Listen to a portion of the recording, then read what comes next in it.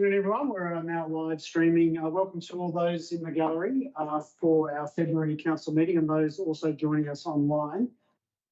Councillor Hall has volunteered to read the Acknowledgement of Country. Wodonga Council acknowledges Aboriginal and Torres Strait Islander people as the first peoples of the country. We also acknowledge them as traditional owners and custodians across various lands.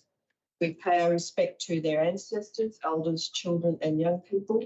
We acknowledge the strength and resilience of all Aboriginal and Torres Strait Islander peoples and recognise their continuous connections to lands, waters and communities across the country. Thank you, Councillor Hall. Agenda item 2 is apologies, leave of absence and attendance by electronic means. None known at this time, which then leads us into agenda item 3, the Good Governance Pledge. Councillor Knight, you've volunteered to read that. Thank you. Wodonga councillors have committed to 1, undertake the duties of the office of councillor in the best interests of the municipal community. 2, abide by the Model Councillor Code of Conduct and uphold the standards of conduct set out in the Model Councillor Code of Conduct.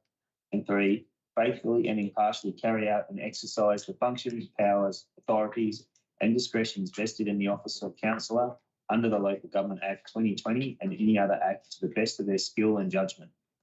Thank you, Councillor Knight. Agenda item 4 is declaration of conflict of interest. And I note the CEO has declared a conflict of interest relating to agenda item 15.5. CEO. Thank you, Mr. Mayor. Yes, in relation to 15.5, I declare a material conflict of interest under section 128 of the Local Government Act, and I'll leave for that section of the meeting. Thank you, CEO. Any other declarations of conflict of interest? Mayor I'd like to declare a general conflict of interest with respect to item 15.5. The conflict is detailed in the report and relates to the fact that one of the bidders has previously been involved in an employment situation. Thank you, Officer Quill. Thank you.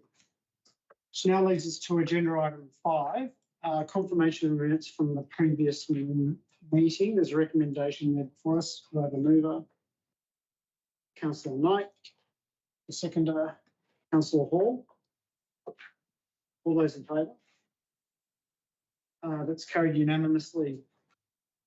Agenda item 6 is question time, and I noticed there's a question relating to agenda item 9.6 on Denver Street. CEO. Thank you, Mr. Mayor. Yeah.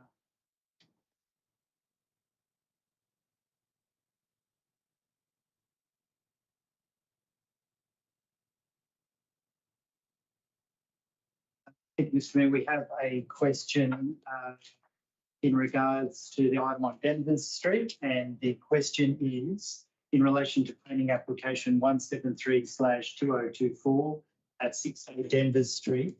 Can Council confirm whether the proposal demonstratively complies with 1, the relevant precinct structure plan strategic intent, 2, the Glenwood design guidelines, 3, the minimum lot size and density objectives, and 4, the neighbourhood character and expectations for this precinct, and if any relevant element does not comply, explain how the approval would be justified without setting a precedent inconsistent with Council's adopted planning framework.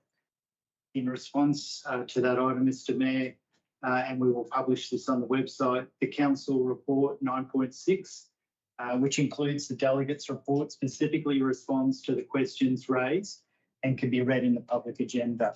Council also notes that Denver Street does not fall within the precinct structure plan area, and as such, the PSP does not apply to the application.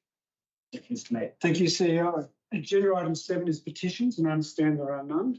Likewise, agenda item 8, delegates' reports, which then leads us into agenda items 9. And before proceeding, there was an interest in potentially bringing forward item 9.5 in the event there was anyone in the gallery relating to agenda item 9.5. Can I just ask if anyone here is from the planning report?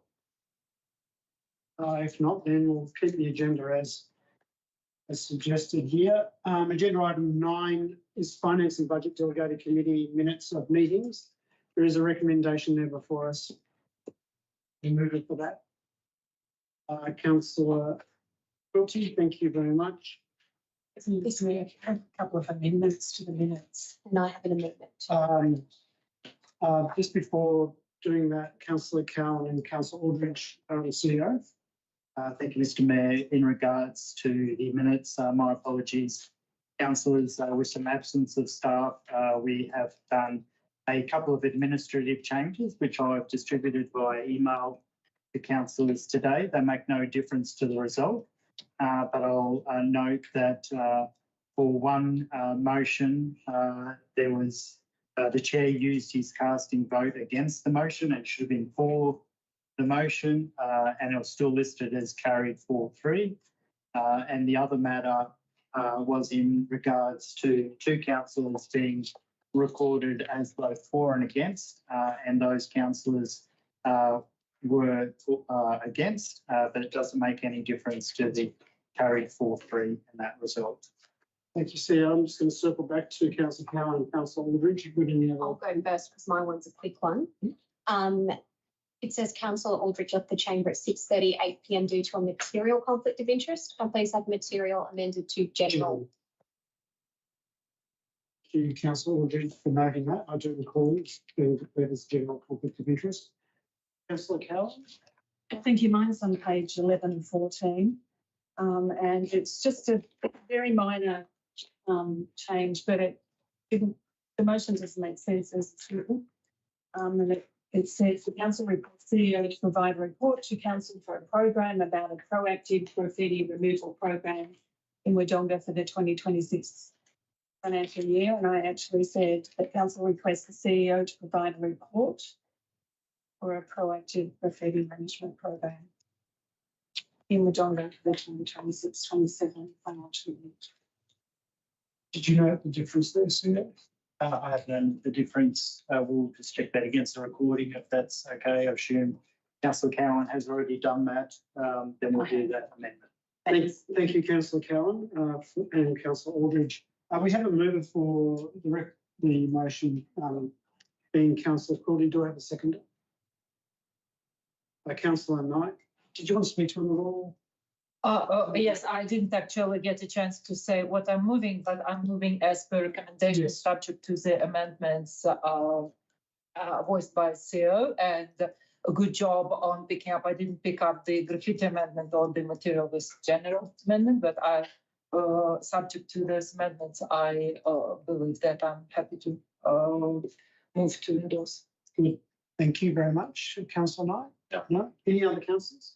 Councillor Cowan. Thank you. While I acknowledge the minutes and receive and note them, I do not endorse aspects of the process on the evening and wish that concern to be recorded, please. Thank you, Councillor Cowan. CEO. We don't record it commentary to the council, so it's either a resolution or I wish that concern to be noted. we don't record any commentary to the minutes. It's a motion. So you have to include that in your motion if you want to record it in the minutes. Motion's been put. Thank you. So we have a mover, a second. Councillor Cowan spoken to any other councillors? Councillor Aldridge.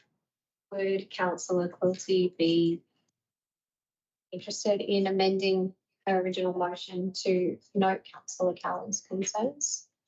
I would like to put the motion as I already said, and should it fail, then Councillor Cowan should do it. Thank you, Councillor Aldridge. Thank you, Councillor Quilty. Any other councillors? If not, I'm going to put the motion. All those in favour? Councillor Quilty, Councillor Knight and Councillor Mildred Goble, and all those against, Councillor Aldridge and Cowan. The motion is carried. Thank you very much. Agenda item 9.1 is the Diversity, Equity and Inclusion Policy. There is a recommendation there before us. We can move after that. Councillor Quilty? Thank you. I would like to move an alternative motion, please. Yes, Councillor Quilty, what's that motion? No, I would like to move almost as recommended with the first with a small amendment. We have received a feedback from community regarding transparency and education and cultural awareness education. Cultural awareness education has been added as a dot point, transparency hasn't. So I would like to include in the recommendation a point that reflects transparency policy. So I haven't, I'm sorry, I just thought about it on the go, so I haven't recorded the words. It should be something that diversity, equity and inclusion policy as attached and including the community feedback regarding transparency be adopted.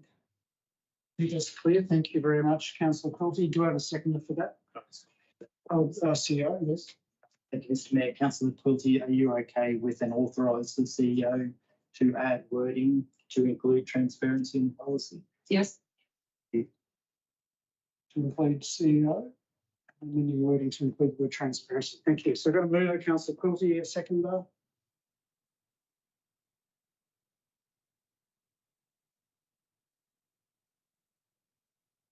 Last call. The motion has lapsed. Thank you, Councillor Quilty. Councillor Cowan.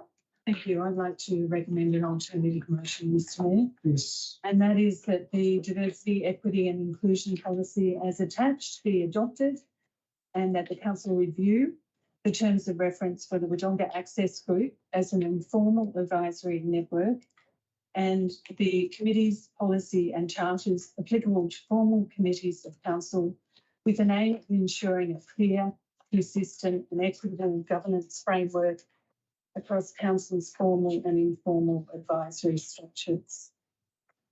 Thank you, Councillor Cowan. I do have a seconder for that. Councillor Aldridge, I'm going to invite Councillor Cowan to speak to that. Thank you. Look, I've suggested an amendment to the recommendation on the basis of some feedback that I received during the, well, just post the public exhibition period, and that was in relation to the Wodonga Access Group, and making sure that we particularly want to acknowledge those members of the Access Group who generously contribute their lived experience and practical insights to improve accessibility across our city.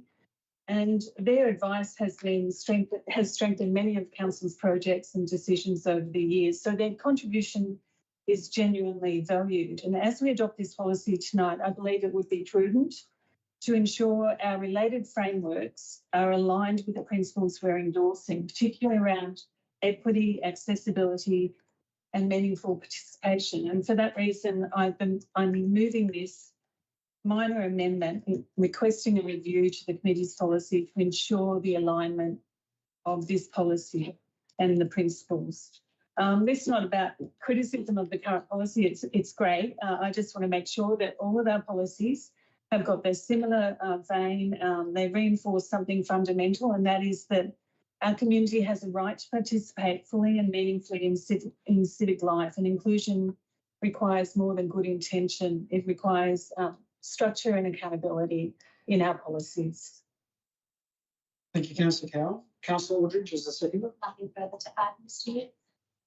Any other councillors? I'd just like to ask, Yes. Councillor, Councillor Hall.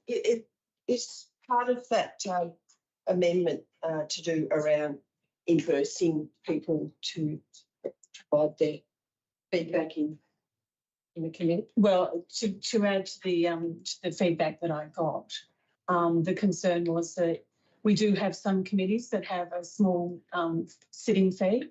The Wodonga Access Group does not. Is there consistency across all of those policies? Is there consistency across our charters? If not, why not? And let's have a look at them from a holistic position and make sure that we're being accessible to all members of our committees.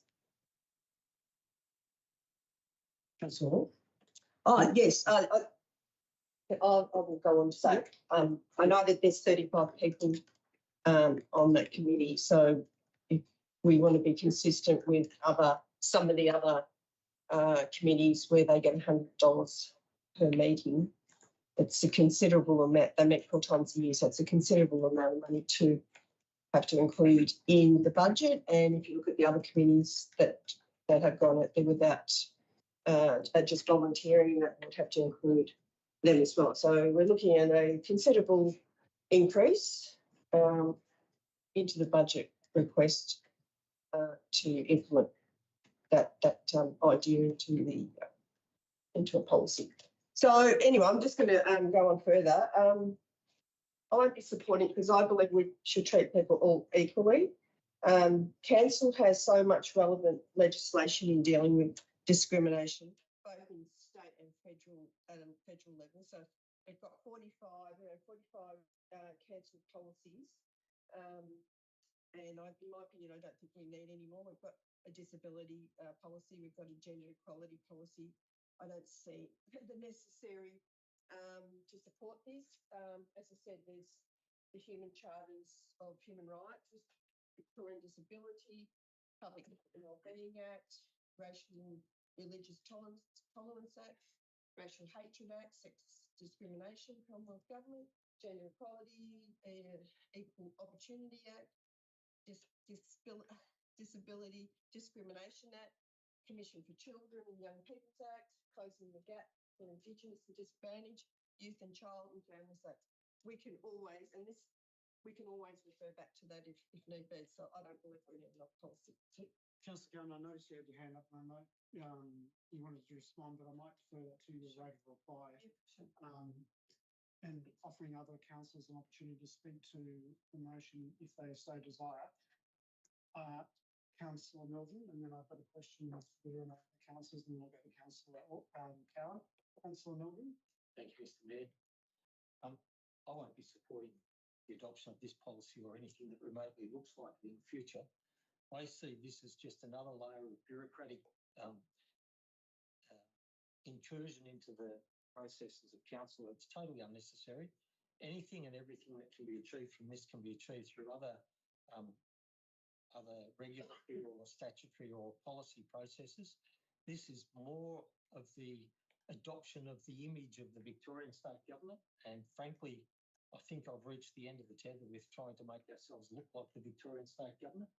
I just can't support this sort of stuff. I don't think it's necessary. I think it's adding too much bureaucracy into our processes, and I will refrain from supporting it. Thank you, Mr. Mayor.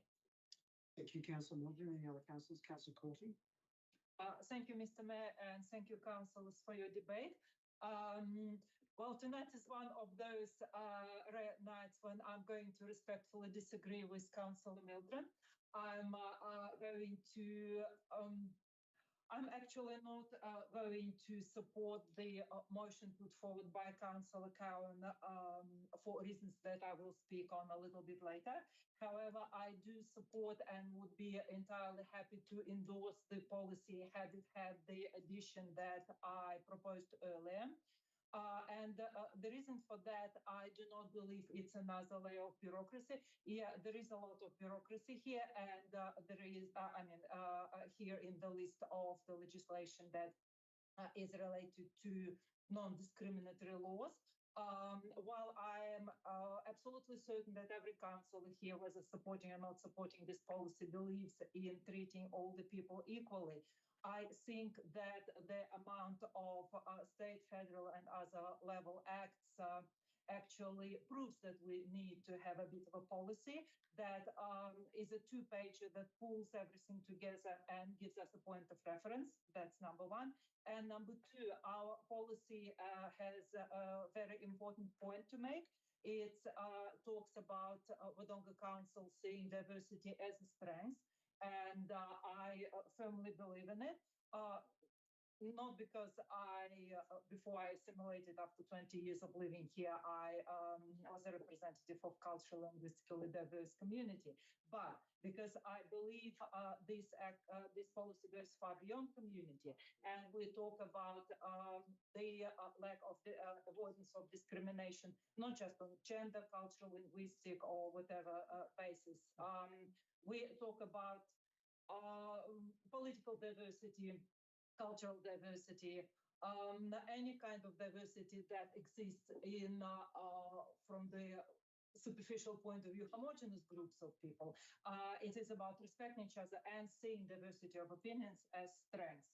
I know that I've come over time.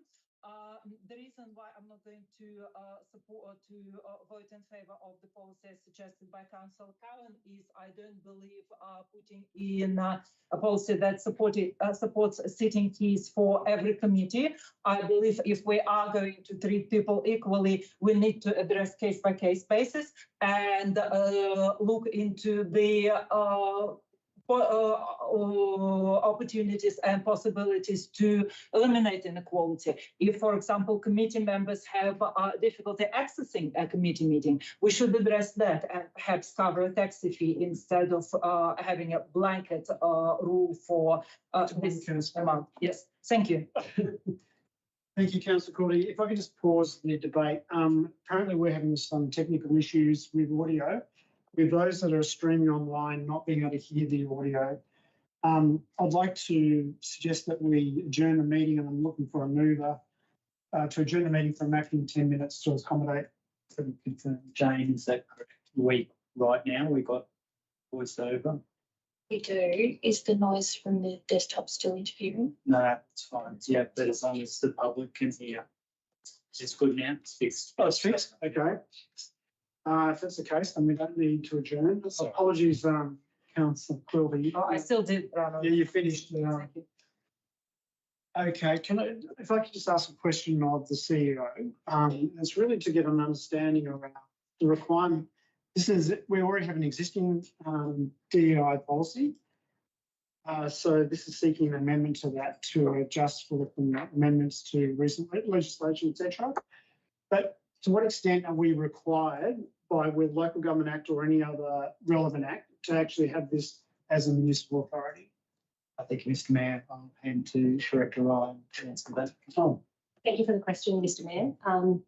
I think that this policy strongly supports the municipal public health and wellbeing plan. And as Councillor Hall quite rightly pointed out, there are at least a dozen specific pieces of legislation in the Victorian legislative framework that places obligations on council to consider and act on diversity, equity and inclusion. If I may defer to our Manager of Community Development, I'd like Simone to very succinctly wrap up how that framework puts that obligation into council. So whilst the legislation, the related legislation is listed there, as has been pointed out, the policy provides guiding principles and enables a whole of council alignment of those principles into a single agenda, especially where one can address that takes it from that can be imposed across the council plan to the municipal public health and wellbeing plan, which is a particularly important one because that plan is focused on addressing health inequalities through the social determinants of health. And this is a key piece of council policy that can support the execution across those two major strategies and other strategies. The question is it a legislative requirement in and of itself? The answer is no. Is it an organisational-wide policy that pulls together a range of obligations and gives council a positioning to put their position across that agenda in the execution of those two major plans? Thank you, Sir Hogg. I may have not referred to Councillor Knight. Did you want to speak at all to this? No? If it's the case, I'm going to move back to the motion for a right reply. Thank you, Mr Mayor. I just want to correct the perception that this amendment was about necessarily adding remuneration to the committee members. It was reviewing what we're currently doing and making it sure that it is in alignment with this policy, looking at our charters and our committees and making sure that they're in line with the policy that we've got here, and that's what the amendment was about. So to jump to the supposition that necessarily means that we're going to recommend remuneration is not necessarily a fact. We may, the review will come back to us, I suspect, and the advice will be best practice, but the decision, I imagine, will be up to council. And I just want to make the point that I'm sure that we want an equitable, fair organisation that genuinely removes barriers to inclusion. And I think the review is an important part of understanding that we are meeting those commitments. Thank you, Councillor Cowan, for your right of reply. I'm going to put the motion to a vote. All those in favour of the motion, Councillor Aldridge, Councillor Cowan, Councillor Doval. All those against, Councillor Quilty, Councillor Knight, Councillor Milton, Councillor Hall. The motion has failed. Looking at you, Councillor Quilty, as so I think you didn't quite foreshadow, but you did sort of reference Councillor Milton. Yes, yeah. Motion replicates the motion that lapsed. It's not acceptable. Is it? I have no other motion to move other than the one. So I absolutely accept that point of order, Councillor Milton, but I wasn't certain that that's exactly what you're going to do or that I'm doing. Councillor Quilty, was that your intent? Yes, it was. Was your intent? Yes, So we have a failed motion. yes. Councillor Milton. Mr Mayor, I move that we don't accept the diversity, equity and inclusion policy and that all preceding policies be abandoned. Abandoned or rescinded? Or rescinded. Rescinded. CEO, would you mind just for clarity purposes reading out Councillor Mildren's suggested motion? The motion is that we don't accept the diversity, equity and inclusion policy and that all previous policies be rescinded. Do we need to be more specific? Or is it three sounds just for clarity purposes here? Policies. The previous DEI policies. Yes. Be rescinded. Okay, we have a mover. Councillor Mildren, seconder, please. Councillor Hall. Councillor Mildren, I'm going to ask you to speak to that. Thank you, Mr Mayor. Fundamentally, we've got all of these things covered, and true definition of diversity we've got covered by so many other pieces of legislative requirement that it's covered. The true definition of equity is exactly the same, and the true definition of inclusion is exactly the same. But what happens and what is happening in Victoria with the addition or the joining together of diversity, equity and inclusion into one amorphous statement is not doing things that are basically the true definition of the words might suggest. It's becoming much more of a political tool, and it's a political tool that is trying to change our social structure in a way that reflects the current philosophies and objectives of the Victorian state government. I don't accept that change is what we should be doing. I certainly accept that we should be supporting the diversity in the true definition of the word. I certainly accept that we should be supporting all the equity approaches that come about through all the various pieces of legislation in the true definition of that word in itself. And the same with inclusion. We should be including everybody. Mr Mayor, tongue-in-cheek, at our committee meeting last Monday night, I made some statements about including those people who see the graffiti culture as part of their lifestyle. I said that tongue-in-cheek, and yes, I believe we need to control what happens with that. But at the same time, we still have to deal with those people as part of our community and include them in our community and find alternatives in the way that we deal with them that don't upset other people. It's that example that inclusion doesn't, in the definition that comes with these policies, doesn't extend out into those sort of things. It's very narrow and it's focused on a very, very narrow interpretation or definition of what is to be met by the policy. And whilst I will support the right of every single type of character that joins into our community, if they become part of our community and participate, then they should be included and the whole thing should be given fair, equal opportunity. I do not think a policy of this nature is what's going to improve our lot.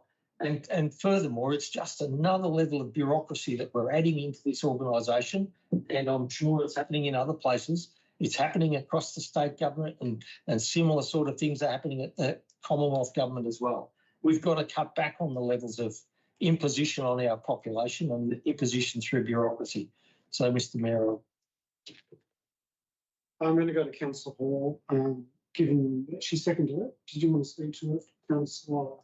All I just want to add is like there are 15 laws and acts that cover all of those areas quite substantially. We have 45 council policies.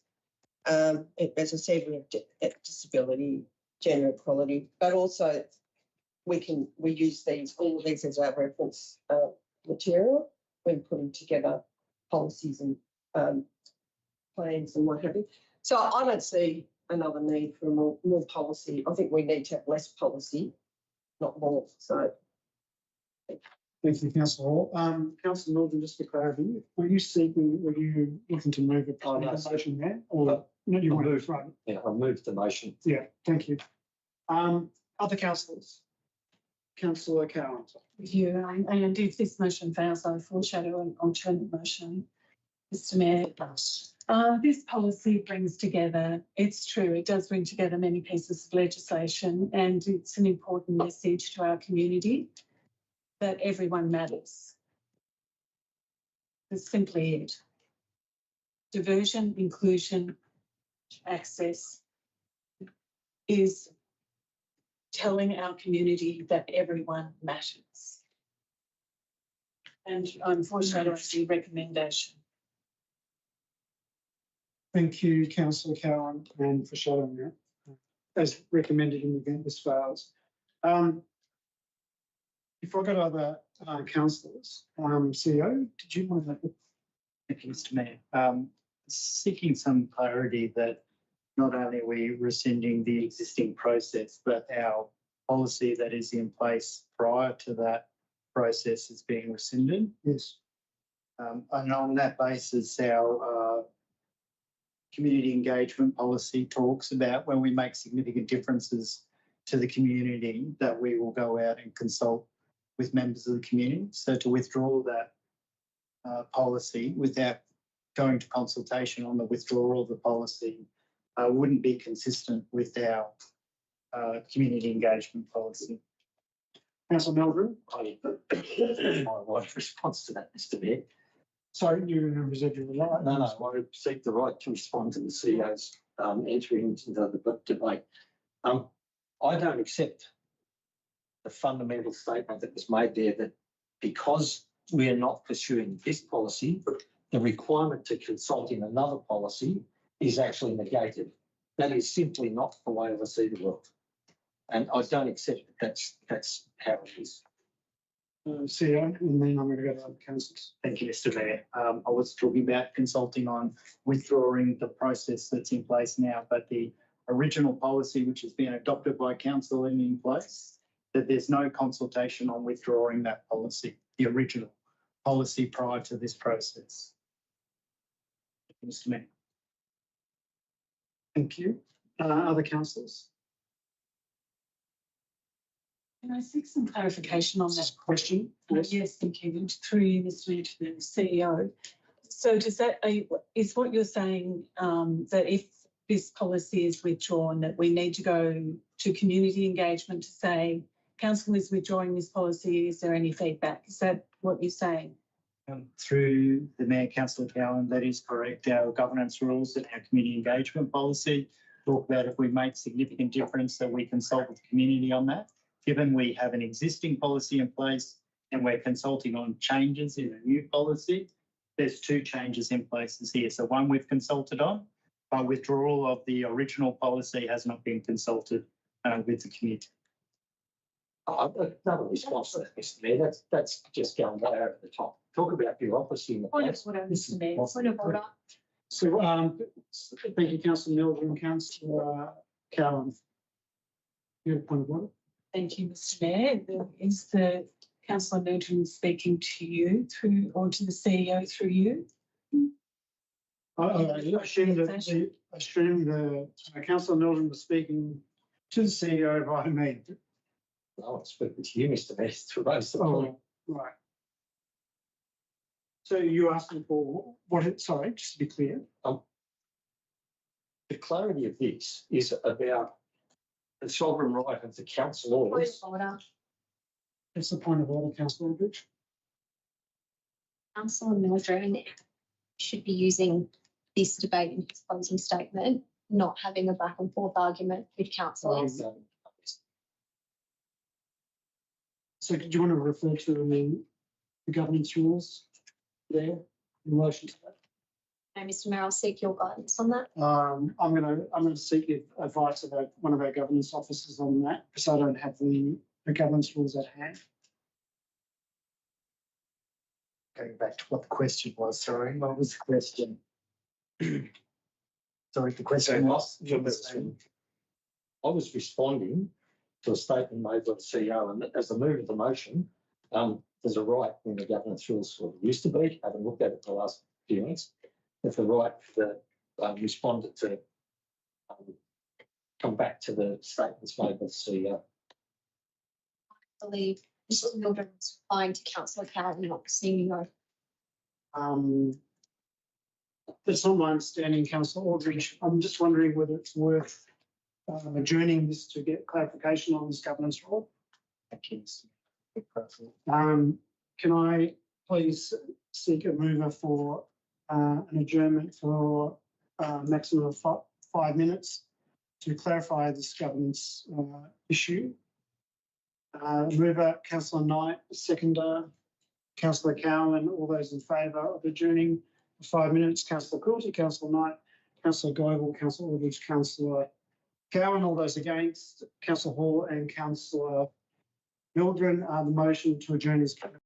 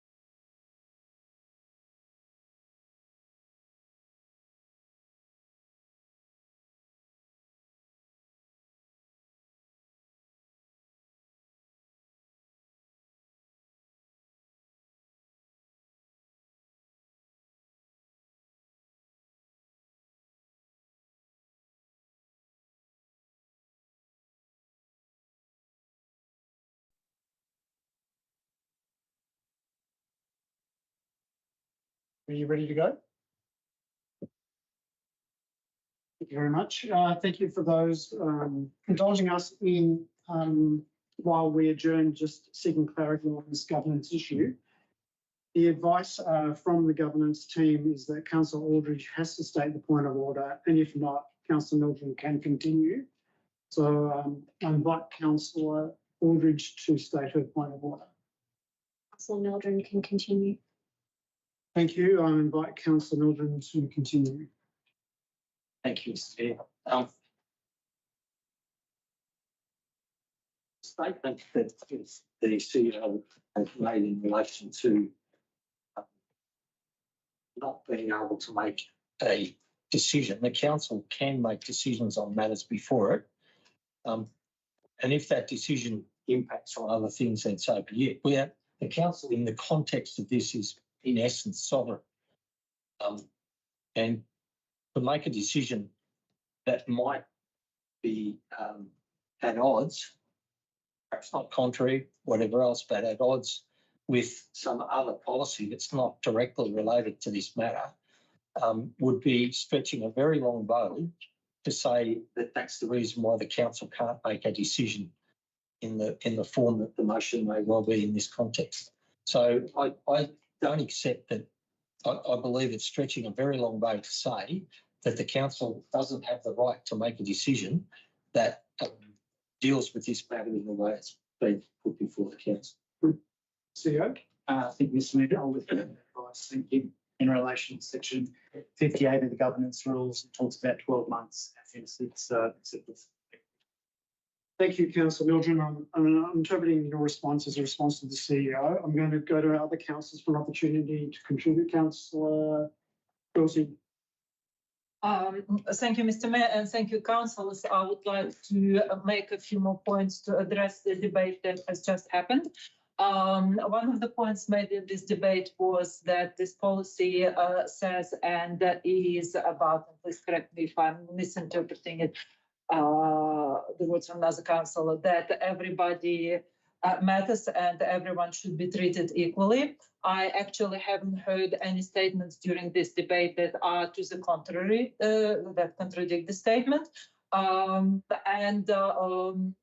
Having observed actions, not just the words of council, I can confirm that every council, including the mover, participates fully in the events and actions that council undertakes that actually affirm the diversity in the community, such as, for example, citizenship ceremonies or Australia Day.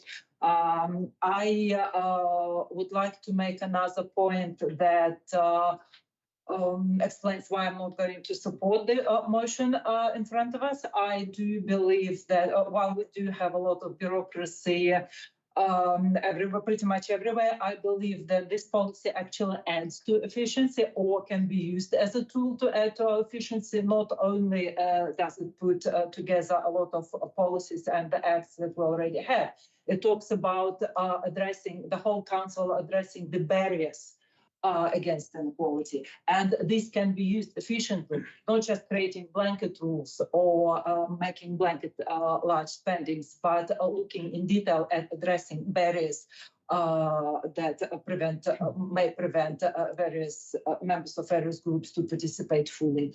And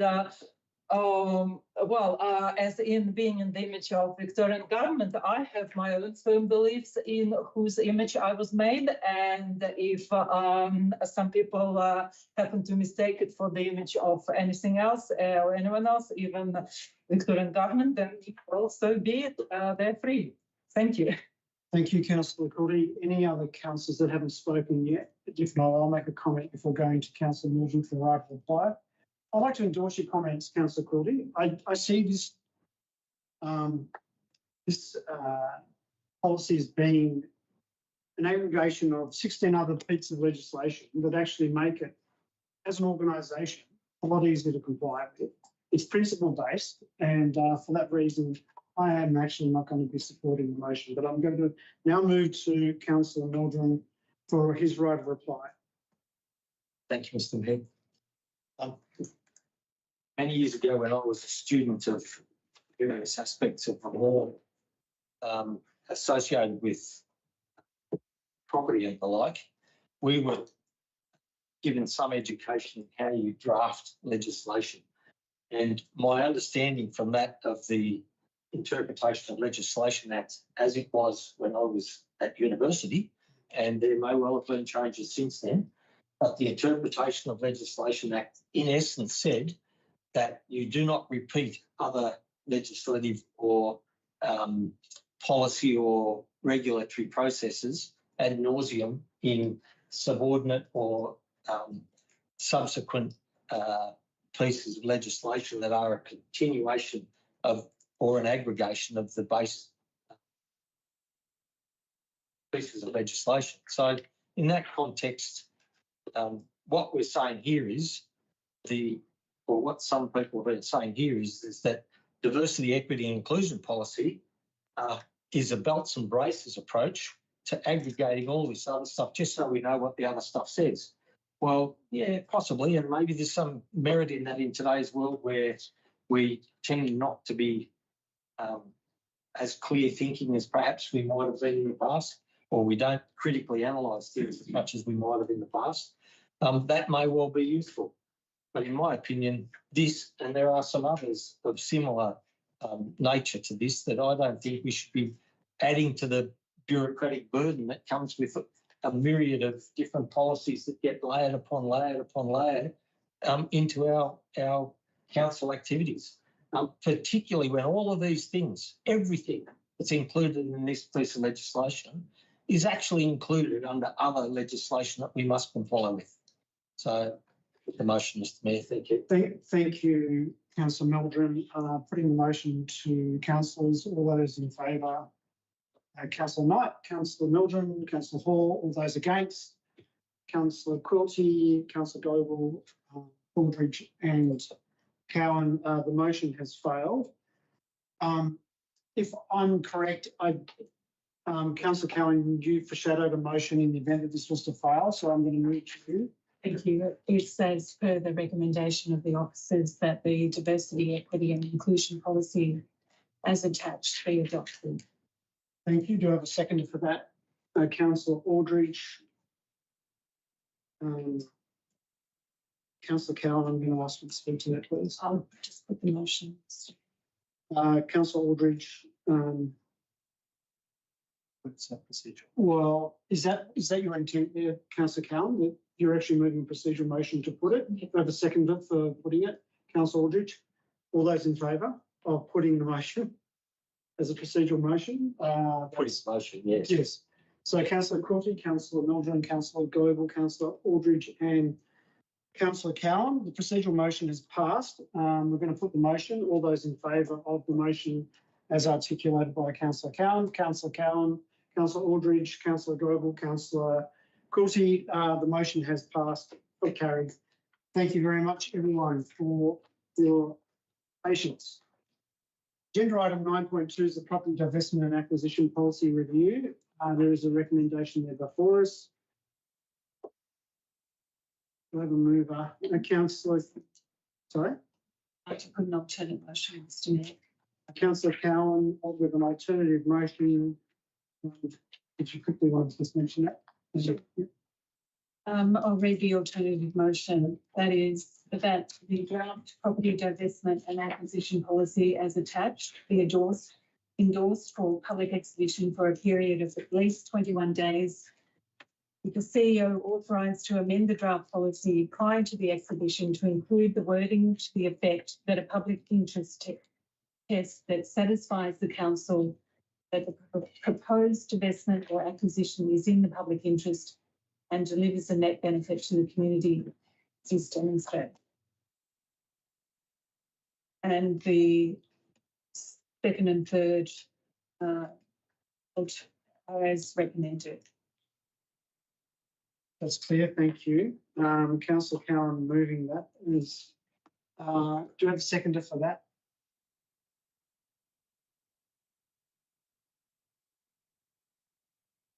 Last call.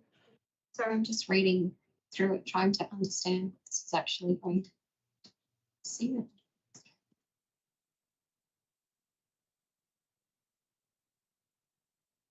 Councillor Khan, what's the difference between this and the, So, yeah, I'm okay. going to ask a question.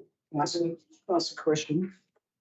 So Karen, just what's your intent behind adding this additional level of work to the recommendation?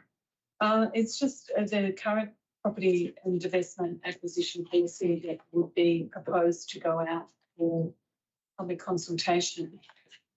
Doesn't have the consideration of a public interest test. And this was an addition to that policy before it goes out for consultation. Thank you, Councillor Cowan. Do we have a seconder? Last calls. If not, so is it a seconder? Councillor Knight seconding the motion. I'm going to move to Councillor Cowan to speak to the motion. Look, I'd like to acknowledge the work that has gone into combining the policies and the preference to have the acquisition and divestment policy together. I think that's worthwhile. But before this policy is released for public consultation, I believe we have an opportunity to strengthen it by explicitly incorporating a public interest test that applies both to divestment and acquisition decisions. Council land is held in trust for the community. And whether we are selling land or acquiring it, these decisions are long-term and often irreversible. They shape the city we leave to future generations. And so when we divest land, we permanently remove a community asset. And when we're acquiring land, we commit public funds and ongoing maintenance obligations that affect our long-term financial sustainability. In both cases, I believe the policy should clearly state that council must be satisfied and that the decision delivers demonstrable long-term community benefit. A public interest assessment could require consideration of alignment with the council plan and growth strategy, community impact and access, long-term financial implications, including the whole of life costs, and whether reasonable alternatives have been examined. Including this before consultation allows our community to engage with a policy that fully reflects that principle rather than retrofitting it later. And I believe this modest strengthening would enhance the transparency, defensibility and long-term governance outcomes of any acquisition or divestment. Councillor Mayor. Thank you, Councillor Cowan. Councillor Knight is the seconder. Once again, I echo Councillor Cowan on the joining of the two policies together is a good idea to streamline things a bit better. And as Councillor Mildren said earlier, we have Councillor Hall, we've got 45 of these, so we can get them all a bit more organised, will be a bit better. I always assumed, and I know that what that means, but I was always under the understanding that it was implied that a council would be doing things in the best interest of the community, that if you were selling land, it was for the betterment of the community. I'm not quite sure how we can do the future and judge how it's going to affect the future beyond a few years. But as Councillor Cowan said, the planning scheme and our future plan for the city is our best guide, and councillors sit down at every one of these and look at it and try and work out what's best for the community, how they see fit. And every councillor has done that previously. I don't think I know of any councillor that's deliberately gone out of their way to get rid of stuff or buy stuff just because. So even though I don't believe it's necessary to have the public test in there, if it makes the community happier to see it and more transparent, I'll support it. Thank you, Councillor Knight. I'm going to open up to other councillors for comment or questions. Oh, sorry, Councillor Horton. I don't see necessarily, just see that's another layer of work involved in that. As Councillor Knight said, councillors are, we make these decisions. We're all, I believe, here for the right reasons, and we're accountable to the people who voted us in. I honestly, this is just another level of work I don't think's needed. I think the original probably one was, appropriate. I just said this is more work, so I won't be supporting it. Thank you, Councillor Hall. Other councillors? Can I ask a question? Yes, absolutely. Councillor Coulter, your question. Thank you, Mr. Mayor. Councillor Cowan, public interest test in relation to divestment. How would it look practically if we are looking at every divestment? As you know, divestments may be so different, and it may be just a piece of land that is the road that's not being used. Or something. It's not going to be large public areas. It's going to how would it look practically and each and every case? Oh, I think the same template could be applied to a piece of land that is a road that is unused. I mean, once it's gone, it's gone. Make sure the public interest is demonstrable and transparent. And that the decision has been made with that lens. And I think that applies to any piece of land, irrespective of its future use or its current use. So do I understand, may I just clarify? Do I understand correctly that we're talking about a template that has criteria whether the particular divestment case meets public interest or not, and it will be is a council staff or councillors who will be deciding again using that criteria whether it's in public interest or not? I think, is that correct? Yes, through you, Mr. Mayor. I think it will be the same as the other assessments that are considered in this divestment policy, that it will just be through that lens of how the community will benefit from it in the future. It really is that community lens that says this is the best decision for the long-term future of our community, and it has that public interest aspect. May I continue? Yes. Speak? Thank you very much for your clarification, Councillor Cowan.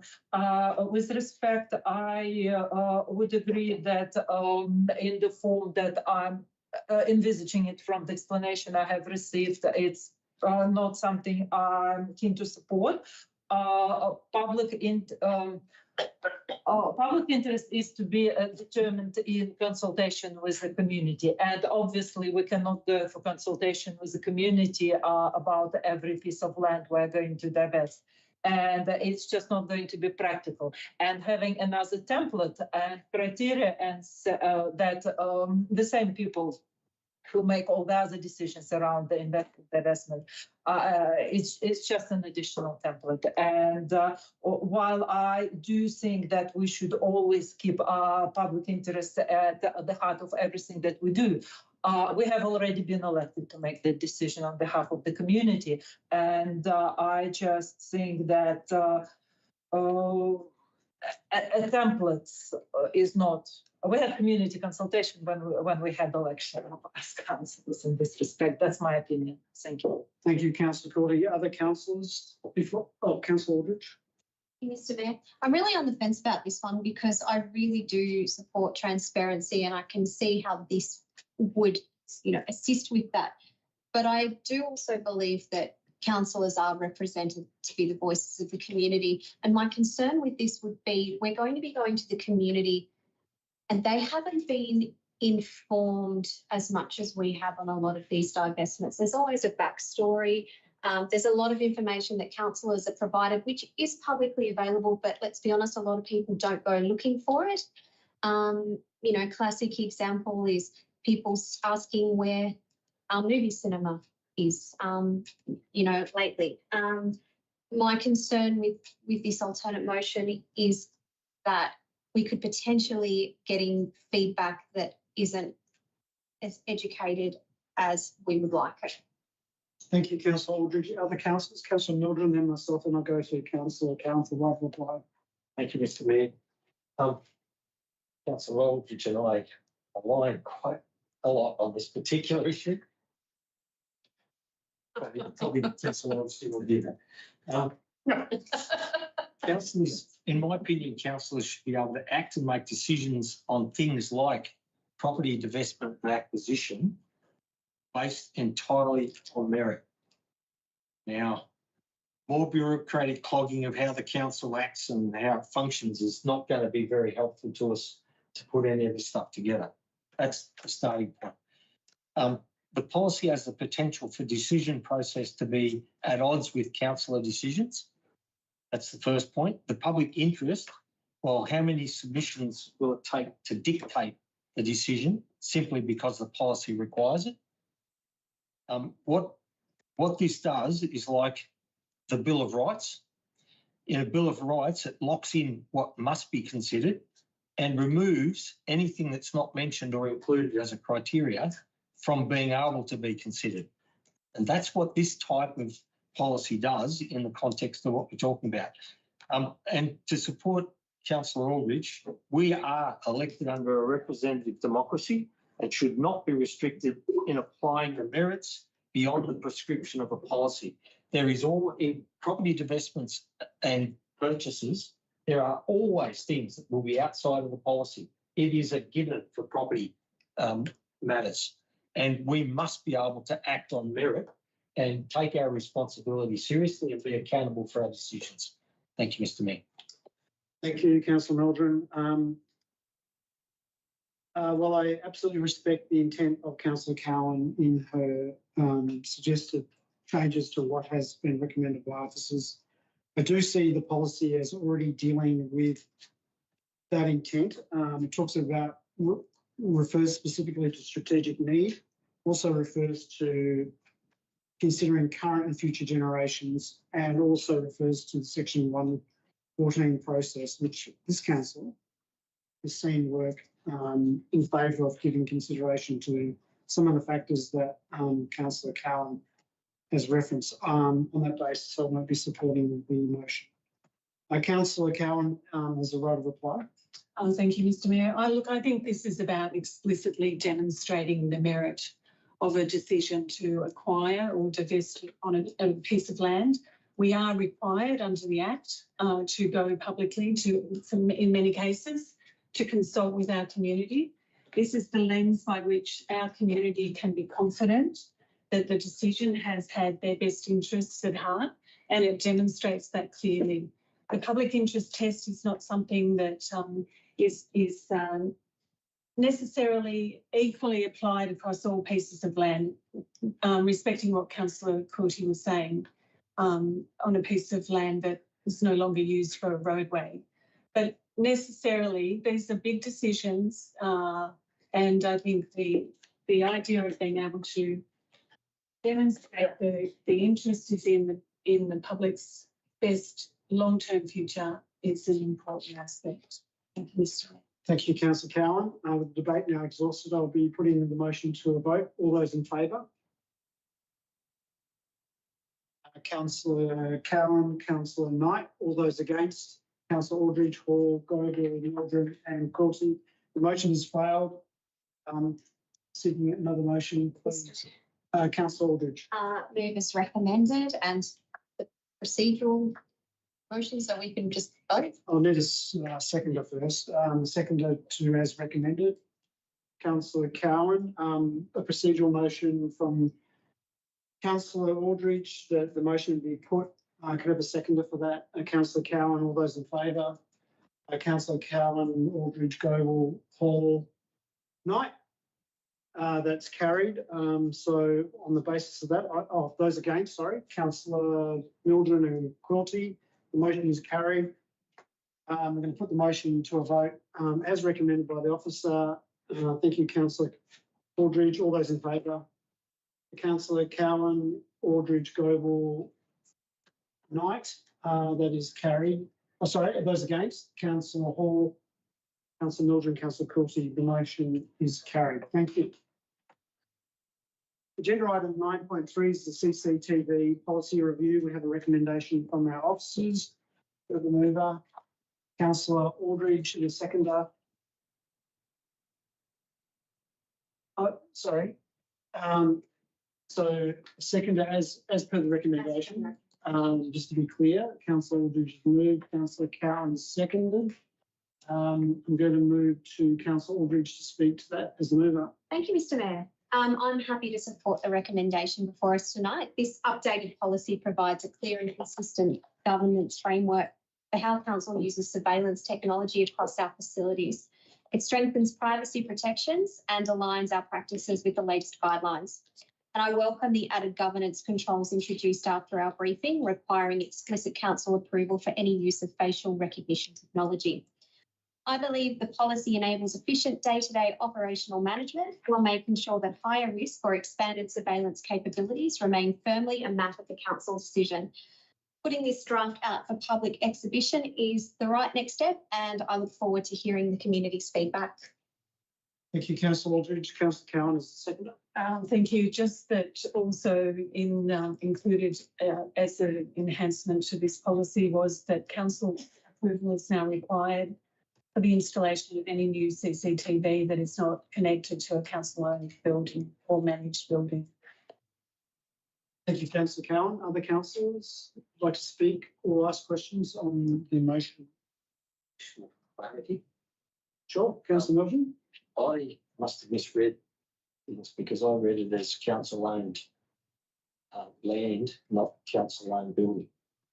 It says infrastructure, if I may read it. So was the question to Councillor Cowan? Just To you, to the CEO or whomever. would like to respond to that. It's not clear who the questions to.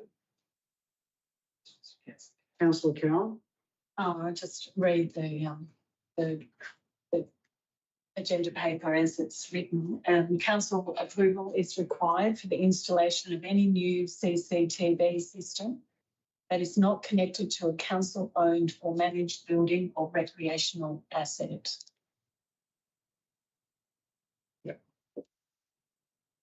And again, sorry, yeah, good, thank you. Thank you, Councillor Milton, for the question. Any other councillors? No, I'm going to put the motion to a vote.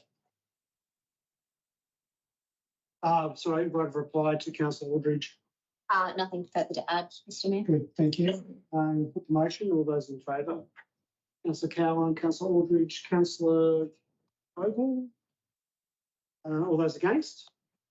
Councillor Coulty, Wright, Milton and Hall. The motion has failed. Seeking a motion.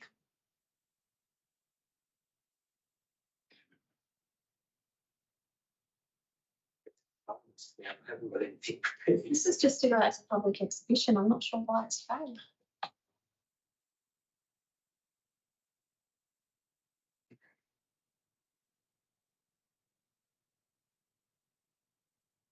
The councillors?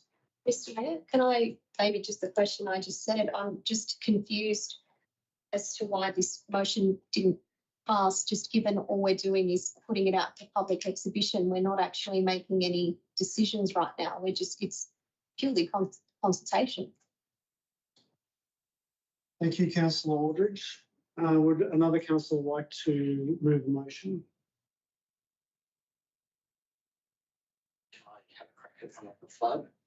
We'll indulge you and we'll give some indulgence also to the CEO to capture it. Mr. Mayor. I move that the policy be accepted for public exhibition, but with a policy change that explicitly requires any new CCTV installations other than replacement of existing as a maintenance process to be brought back to council for a formal decision.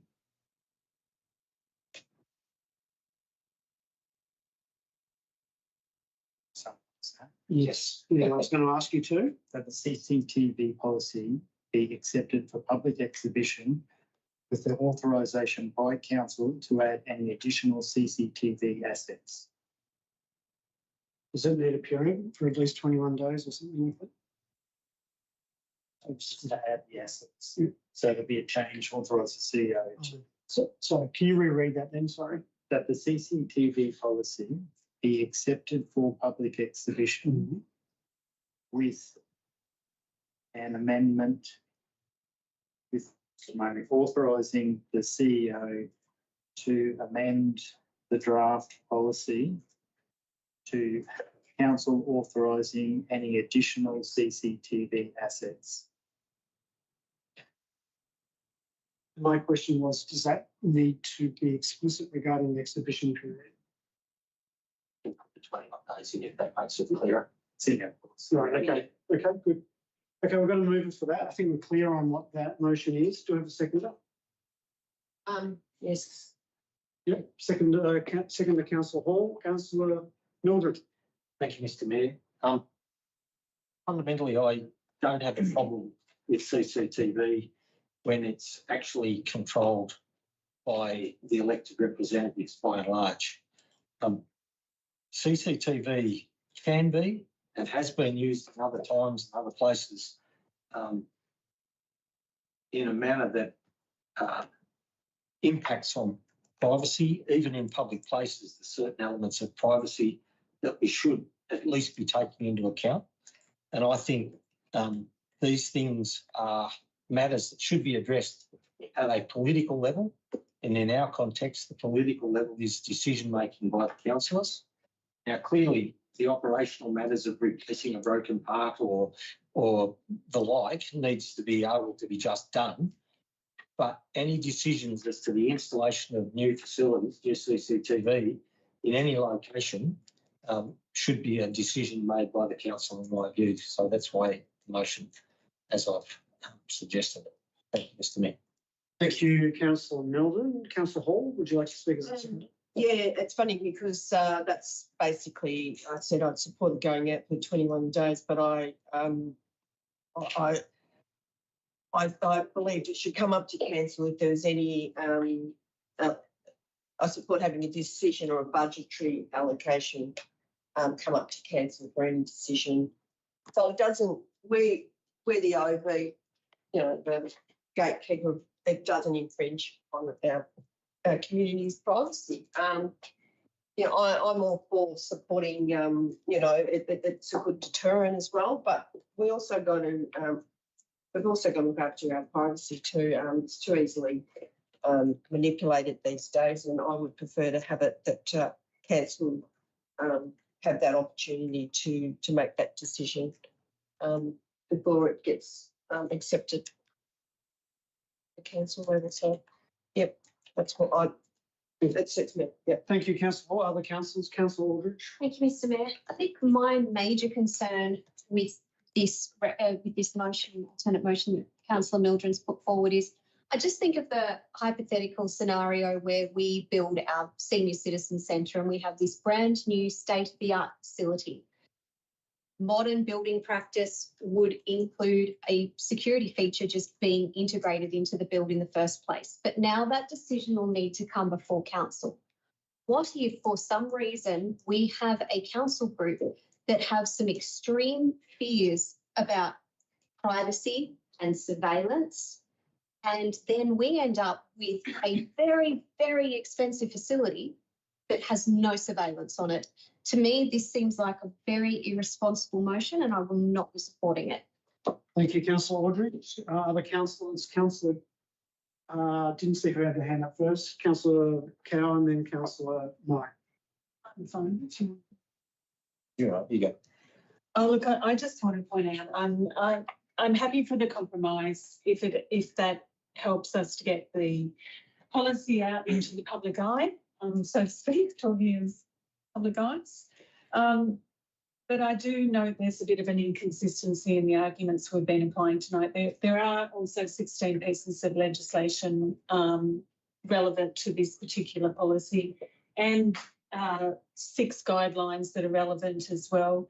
This is probably an area that has got extraordinary guardrails around the use of CCTV, and I think we've got the balance right in the original document.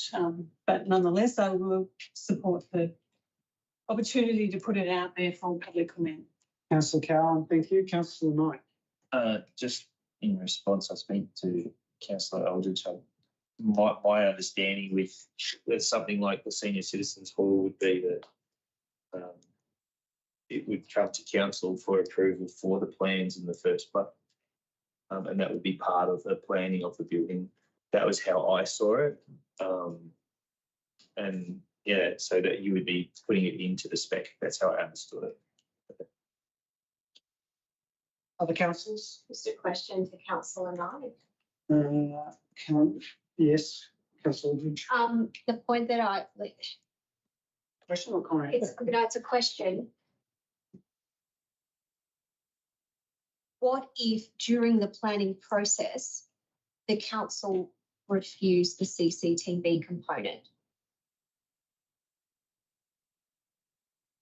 My answer would be if the council decided it didn't need it, they'd have to have a justifiable reason why they wouldn't be putting it in, and it would be noted on the council records. If you were thinking along the lines of it was a community group that would come forward and say, well, we don't want a certain room monitored for whatever reason, I don't think that would be something that council would not put CCTV in for. As Councillor Cowan has said, there's guardrails around toilets, private spaces and change rooms and things like that. But you would certainly be looking at it as a public safety solution. That's my understanding. Thank you. Other councillors? Councillor Courtney, and then myself, and then I'll go to Councillor Aldridge to provide. Thank you. Sorry, Councillor Morton, sorry. Provide reply. Yeah, Councillor Courtney. thank you. Look, I do take privacy extremely seriously, as in my personal life or in the use of the community assets for which we are guardians. And I'm very happy for a council to have the opportunity to decide on the installation of CCTV facilities. I don't think that the decision would be irresponsible because we can't future-proof ourselves. And if we end up with extreme council, whichever way it might swing, that will be the council that community wants. But given the diversity of our community, I doubt that we will end up with a homogeneous council. And just like with every council before us, there will be a debate, and the truth will be born in the debate, hopefully, or in the numbers. And there is nothing stopping future councils from pulling back an existing policy, reviewing it, changing it, cancelling it, and putting another policy forward. So it's the utility, it's about the utility of the policy for the current council. And there is no guarantee we will not change it in the next 3 years. If circumstances change so drastically that we need to change it. So yeah, I'll be supporting this motion based on the current utility and current privacy wishes that I have, not based on future proofing. Thank you. Thank you, Councillor Quilty. I'd like to thank the officers for making the amendments to the draft policy to reflect our sensitivities and concerns regarding where CCTV may be applied or not, and also the facial recognition stuff. I actually do see this as a very operational issue in the context of the guardrails, both legislative and also the amendments to the draft policy. Having said that, I see the practical implication of this being on new buildings and requests to come to councils being limited in number. If that ends up being a lot, I'm going to have a lot of concerns around us being bogged down in operational issues, which respectfully I do see it as being, for the purposes of practicality, I will be supporting the motion, but with concern that I do see this as an operational issue. I'm going to go to Councillor Mildred for a right of reply. Thank you, Mr. Mayor. I think the points have all been reasonably well made. But if, I mean, the Councillor Quilty was really close to the mark when she referred to future councils. I mean, there's future councils may well take extreme views compared to the views that we might take. And indeed, there are people in our community today who think we are extreme in some of the things we do. Now, good luck to them, and I suspect they're in a minority at the moment, at least I hope so. So really, we can't future-proof what another council in the future might say and do. And it could go either which way of the conversation. In terms of operational versus other, I don't see anything that has political implications as being an operational issue. And I see at this point in the devolution of things, CCTV, I see the political components of it as being very relevant.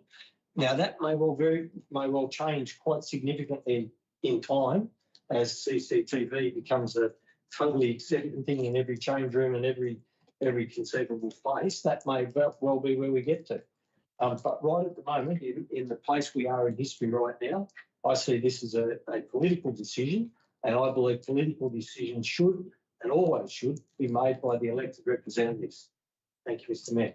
Thank you, Councillor Meldrum. I'm going to put the motion. All those in favour?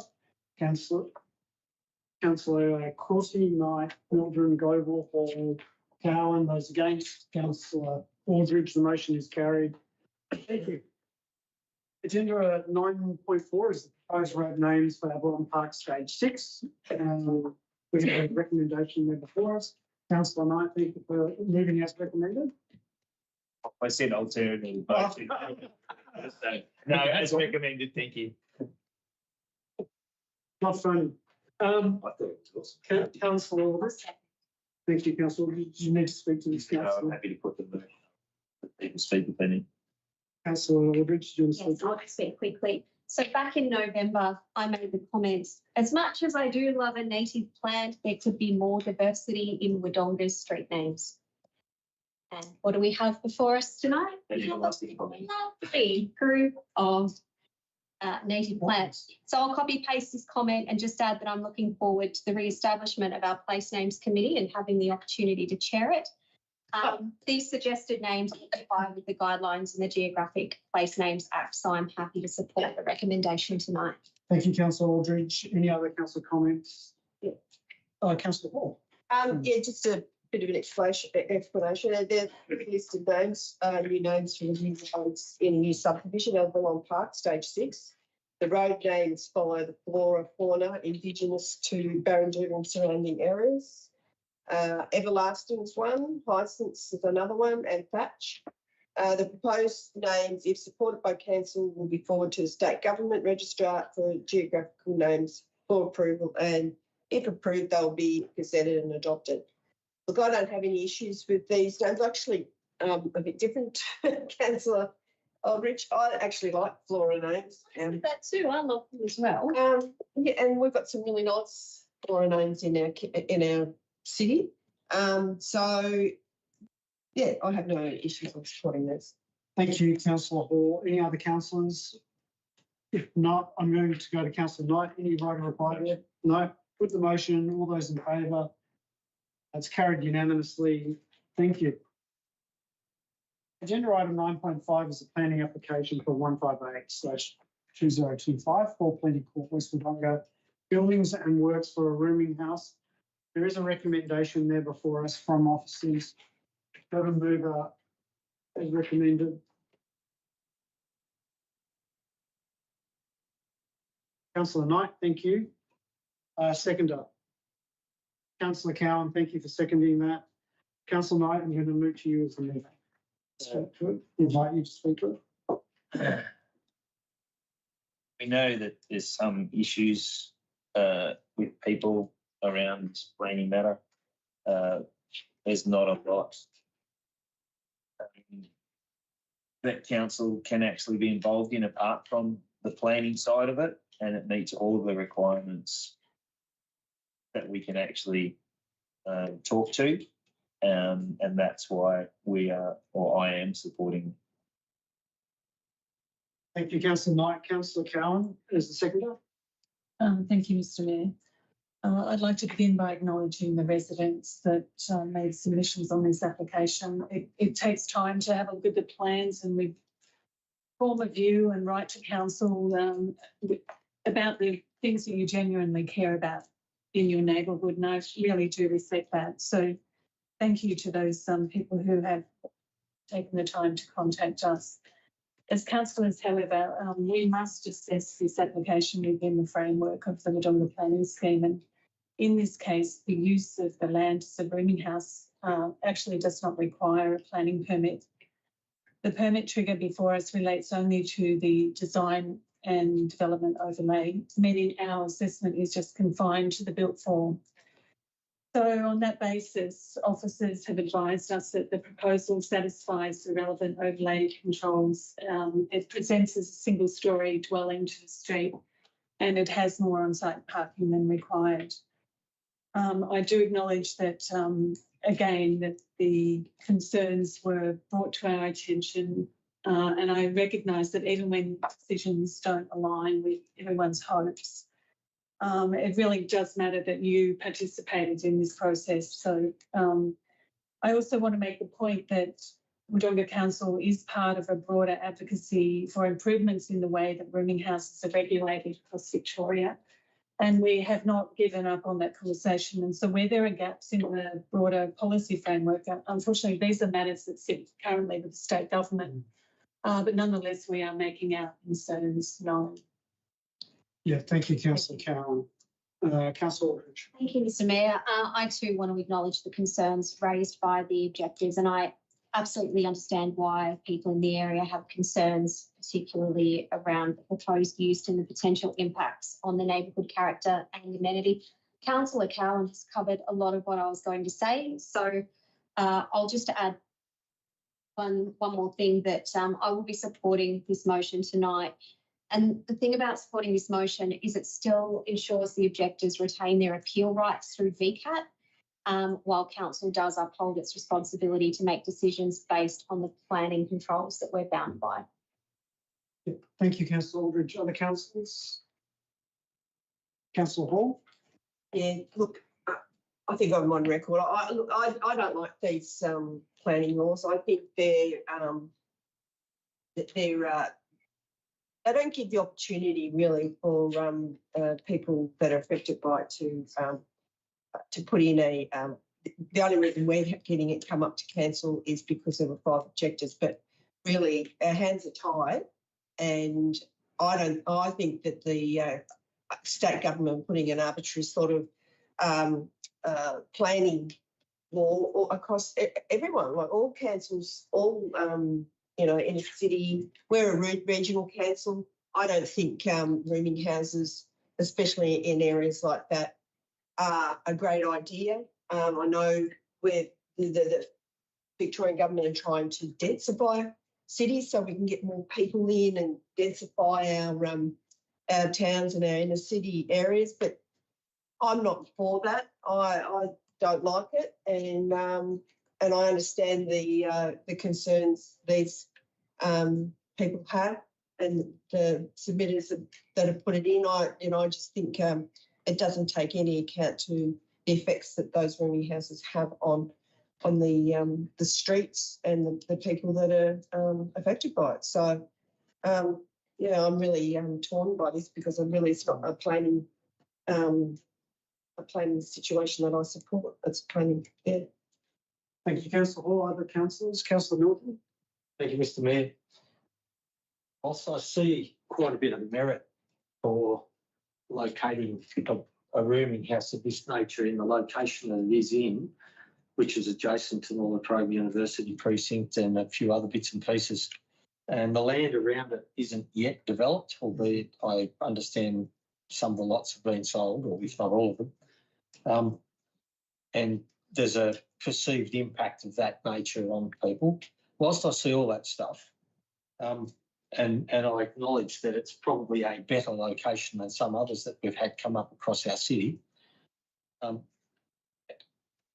our planning system in Victoria is fundamentally destroyed. It's been ruined by activists and politics, and it's so diluted from its intended purpose, from its original methodologies, from the way it was set up, from the principles that underpinned sound planning, that we find ourselves now in positions where decisions can't be made about things because some political decision has been made in Melbourne, or some other activist who's got to be in their bonnet over something has imposed things into the planning system. both at the legislative level and at the planning scheme and the regulatory levels. It's right through the system. The system is fundamentally broken. And I think if we want to look at some advocacy things into the future, we should be trying to look to get the planning scheme system entirely reviewed and taken back to the fundamental principles of land use planning. But in the context tonight, we're left with very little choice but to do what has been recommended and the motion is suggesting. Thank you, Mr. Mayor. Thank you, Councillor Meldrum. Any other councillors before I make a comment and go to Councillor Knight? Right of reply. Lots of councillors have already made comments that I was going to share tonight. Really difficult one. Councillor Hall and I have been involved in a fair bit of advocacy regarding other neighbourhoods within Wodonga that are subject to similar things. Councillor Meldrum's point, we've been trumped by state legislation here, and we don't have a solid planning basis for objecting to this planning application. Also noting to Councillor Meldrum's comment regarding advocacy, this council has been advocating late government regarding rooming houses. Also, we put in a motion which was adopted by the State Council at MAV. And we also have a very active upper house member of Victorian Parliament who's supporting our advocacy against the clustering of rooming houses in neighbourhoods within Wodonga and more broadly throughout Victoria. But unfortunately, I don't feel that there's any option other than to support the motion. Councillor Knight. Yeah, I just want to sum up, and I'd just like to thank the staff, especially for this one. It's been terribly difficult for staff members, and they've been very professional in their handling of this. And it should be noted that how they handled it, because it has been really well done. They've made sure they've ticked every box for everybody, so no one's left out or be doing anything wrong. But as Councillor Aldridge said, it's leaving the options open to the objectors to be able to go to Thank you, Councillor Knight. We put the motion to a vote. All those in favour? That's carried unanimously. Thank you, councillors. Agenda item 9.6 is the planning application 173-204. 6 to 8 Denver Street, Baranduda buildings and works to construct 9 dwellings. There is an officer recommendation before us. Is there so suggested alternative to that? Do we have council who'd like to move a motion in relation to agenda item 9.6?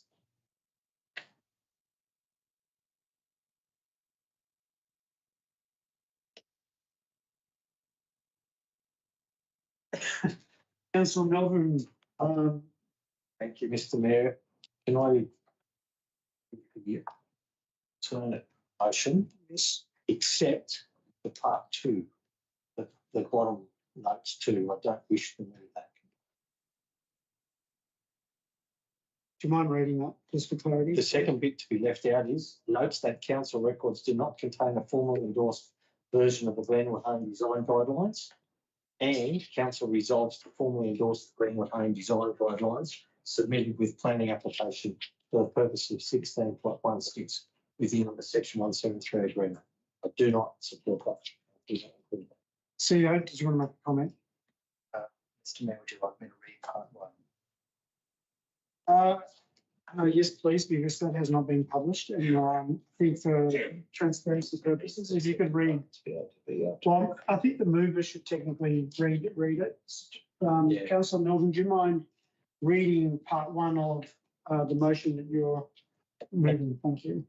A council issue notice of decision to refuse a planning permit for the development of 9 dwellings at 6 to 8 Denver Street, Baranduda, for the following reasons.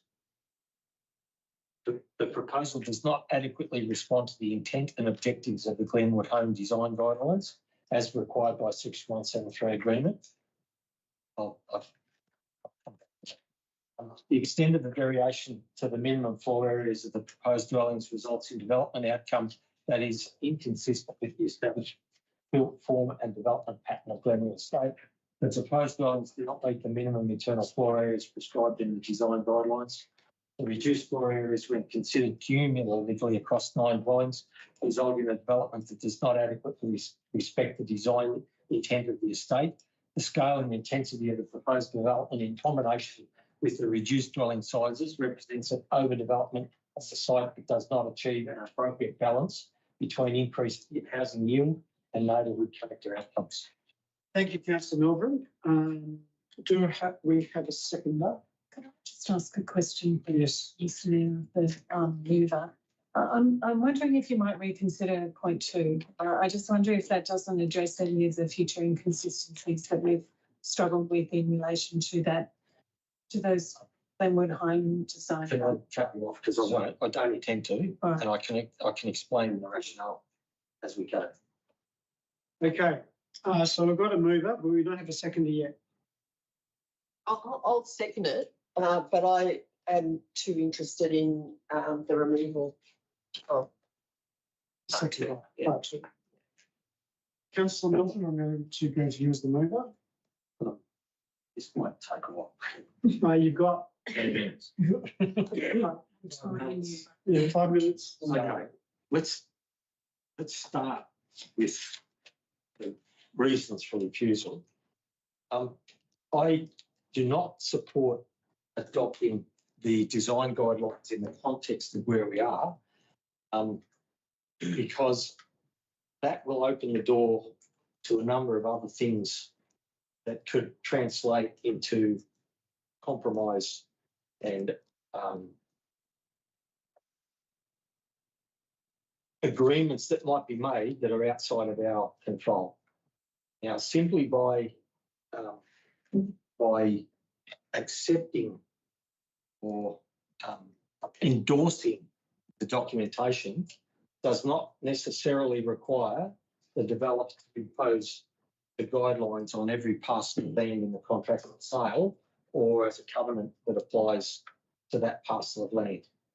So if we endorse it, then that could be turned around on us if it came to a contest in VCAT. And I don't want to see that door opened. And that's the fundamental reason. Now, to go back a few steps, the design guidelines don't always or necessarily need to be endorsed or adopted by council to be matters that are considered in the process of determining an application for permit, particularly if those requirements have been placed on the properties of all the people that are laid objections and all the properties with the possible exception of the subject land. So we can look at it through the eyes of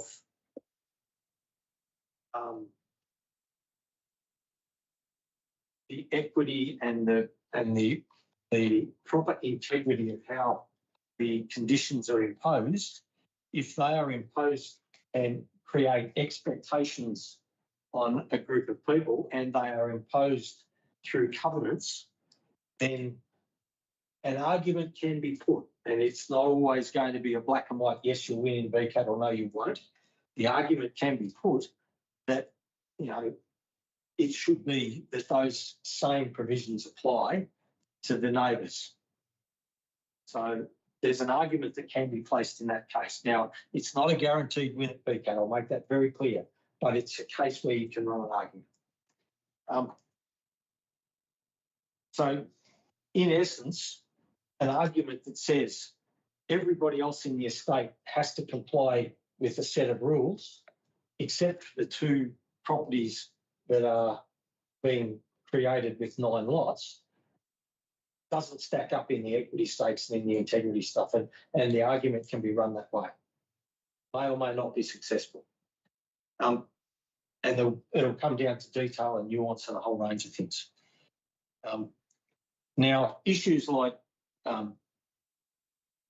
the scale and intensity of the development, to me, under normal planning considerations, that just jumps out. When you look at the way the lots around it are all developed and the constraints and controls that have been put on all the lots around it, and then a 9-unit development happens on what would have been 2 lots, then your scale and intensity jumps out at you and says, well, hang on a minute, that's a marked departure.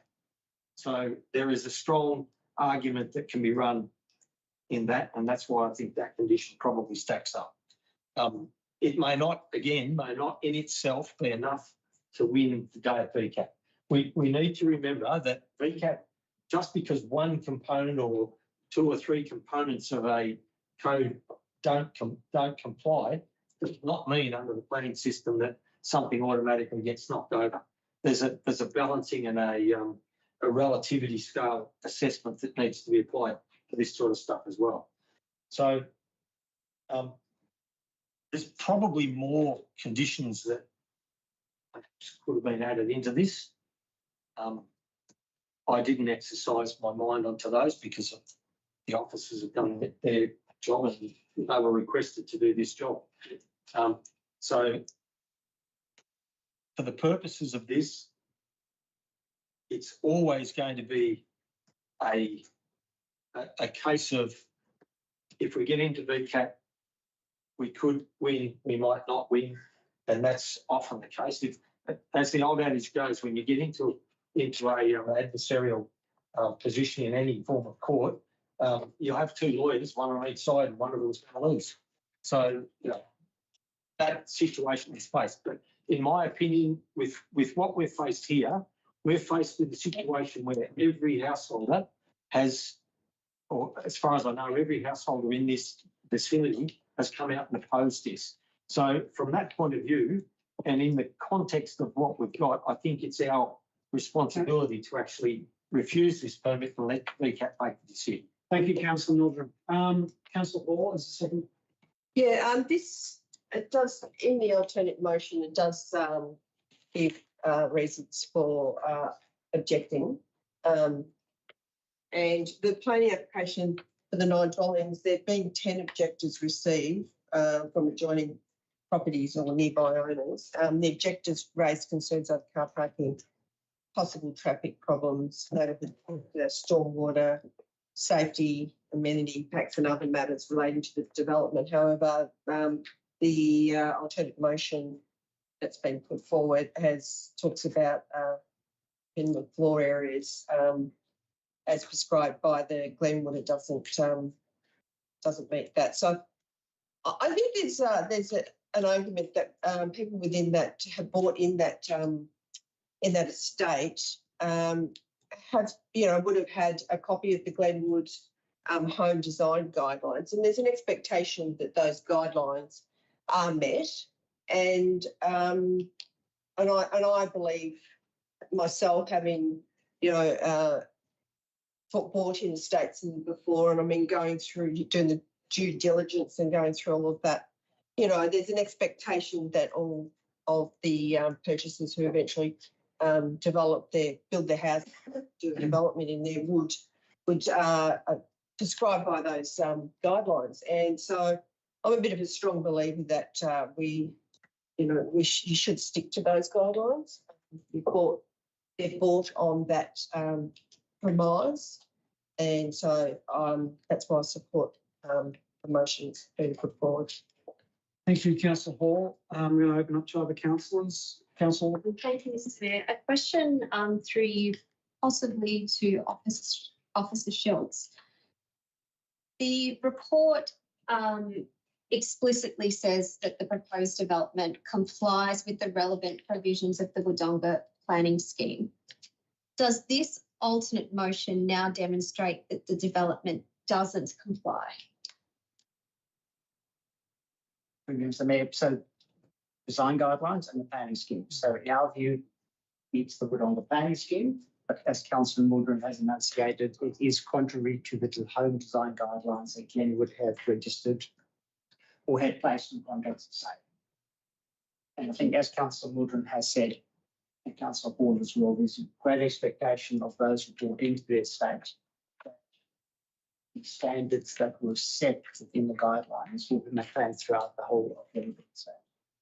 Thank you. So I guess my comment just to add is, since it's another tough one, and I think we'll be taking a a $25,000 bet on this going to VCAT. Thank you, Councillor Aldridge. Other councillors? Councillor Cow. I too have a question. Question. Question, in the absence of point 2 in this alternative motion, is it possible that weakens the notice of decision as already crafted by the planning staff? Sorry, what's the question? I'm lost. I'm not sure whether you are. No, not sure if the question's finished. Oh, no, the question's finished. The mover of the motion, Councillor Mildren, has removed point 2. Yeah. So in the absence of that point, where it says that we formally endorse the version of the Glenwood Home Design Guidelines, does that potentially weaken this notice of decision? The fact that it's omitted. Yes. If we're not formally endorsing this guideline, does it weaken the recommendation? I don't necessarily believe it does. I think at the same time that it's potentially the implicit understanding that we've been guided by the guidelines themselves in reaching, as I said, in the top end of the recommendation. So, okay, I'll follow that. My point is that I do, the alternate motion as it put does refer to the Glenwood Home Design Guidelines in every point except point D, and yet we're not going to formally endorse those guidelines. I do wonder why that would be and why we're not doing that. And I do think if these are the reasons we have agreed to under this motion, then why would not consider formally endorsing those guidelines. And I won't be supporting this motion. Did you want to respond to that at all, Officer Schultz? Don't respond to that.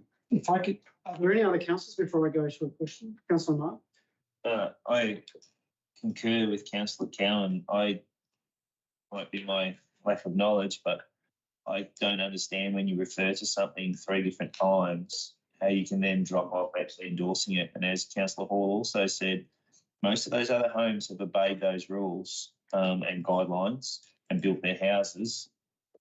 Would it not just make sense to have put number 2 in there as well, so that future housing that is built, we know meets the guidelines and we've got our actual chickens in a row, as they say.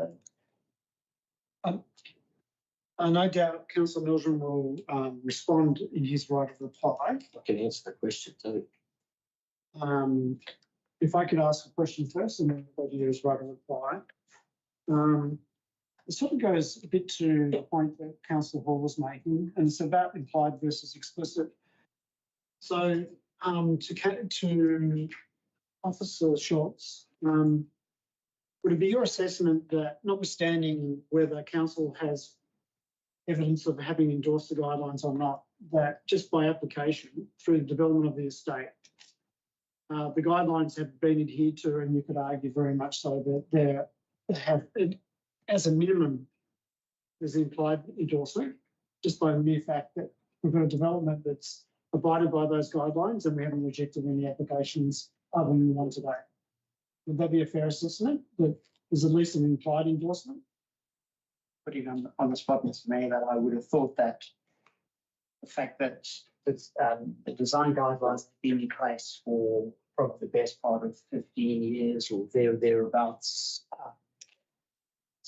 To the best of my knowledge, we've only had one other challenge on the guidelines. That was probably half a dozen years ago. I think it's fair to say that it may well have been an implied acceptance of guidelines.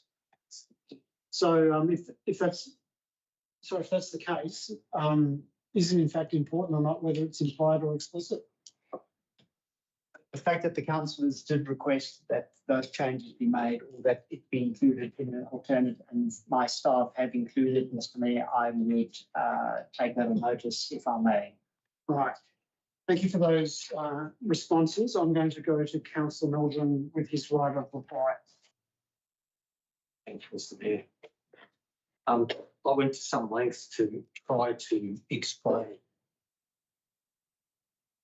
fundamental rationale as to why that clause cannot, the second clause cannot be included. If we include that clause, our risk to success at VCAT is almost fundamentally concluded. We would be put at great jeopardy. In other words, we would be very unlikely to win, because as soon as we authorise it, and I was trying to avoid going to this point, but I don't think I can avoid it. The responsibility under the Section 173 agreement was for this council to endorse or otherwise the design guidelines before either the issue of statement of compliance or the signing certification of a plan. I'm not sure which it was now, but I did read one or the other. And the council failed to do that. Now, we have an obligation under a Section 173 agreement, that is our obligation under that agreement, to have done that, and we didn't do it. Which then means... May not have done. No, we didn't do it. It's been said that we didn't. Sorry, I interrupted you. Sorry. It's on my place too, sorry. It's your right to reply. So if it's May, it's May, but the information that was given to me initially was that we didn't approve it. If we did approve it, then why have we put this clause in? This clause, the second clause, I mean, would be totally superfluous. It would not be necessary if we did approve it. If we approved it, then those guidelines are legally binding under the Section 173 agreement, if we've approved it. If we haven't approved it, then there's a different, somewhat secondary set of criteria that call these guidelines into place. And fundamentally, that is that they are included as a contract of sales / caveat, covenant, and the title. Right? So if they are included on the title, and we're Mr. Mayor, I'm very close to withdrawing my motion because I don't think that it's been dealt with adequately.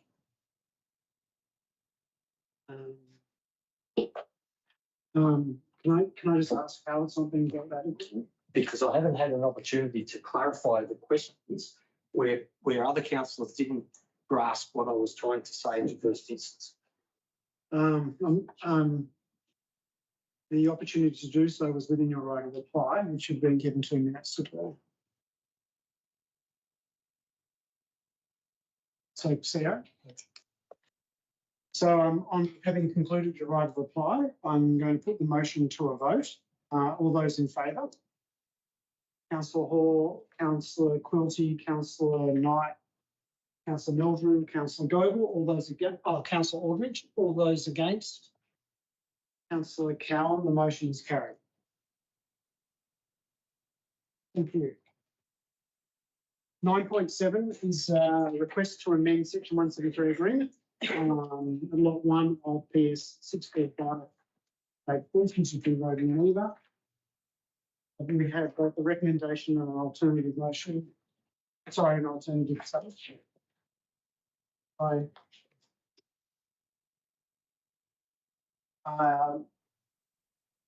CEO has requested to speak to this agenda item. CEO. Thank you, Mr. Mayor. Councillors, in respect to the email that I circulated to you and the questions raised by councillors, I would like to withdraw this report to obtain further information and report back to councillor briefing. And I suggest a motion might be that council authorise the CEO's request to withdraw this item to provide further advice to councillors and for the report to be placed before council when councillors have had the opportunity to see the advice at a councillor briefing. Thank you, CEO. So we've got a recommendation. We've also got another alternative to that recommendation. We have a mover for one of them, Councillor Aldridge. Oh, sorry, I'm assuming you're first. Councillor Knight. Let's see if we're on the same wavelength. The things to move alternate motion 1, that Council authorise the CEO's request to withdraw this item to provide further advice to councillors and for the report to be placed before council when councillors have had the opportunity to see the advice at a councillor briefing. Thank you. A second, Councillor Knight. Thank you, Councillor Aldridge. You want to speak to that? Thank you, Mr Mayor. From my point of view, it looked like council's hands were somewhat tied in this matter, and I was a little begrudgingly accepting of supporting the recommendation due to Supreme Court precedent. But I know other councillors were in favour of seeking legal advice, so I'm happy to support this item being withdrawn on that basis. Councillor Knight. Chair. Observing other councillors. No, you don't want to speak. So I'm going to put the motion. All those in favour? That's carried unanimously. Thank you. Thank you, councillors. Agenda 9.8 is the Two Cities, One Community Partnership Agreement between the Wodonga Council and Albury Council. We have a recommendation there from officers. Do I have a move for that? Councillor Cowan, and seconder, Councillor Aldridge. Councillor Cowan, did you speak to that? Thank you. Yes, I'm in support of signing the Two Cities, One Community Partnership Agreement between the Wodonga Council and Albury City Council. And there is no clearer example of why collaboration matters more than our shared advocacy for a new hospital and a new site for our border region.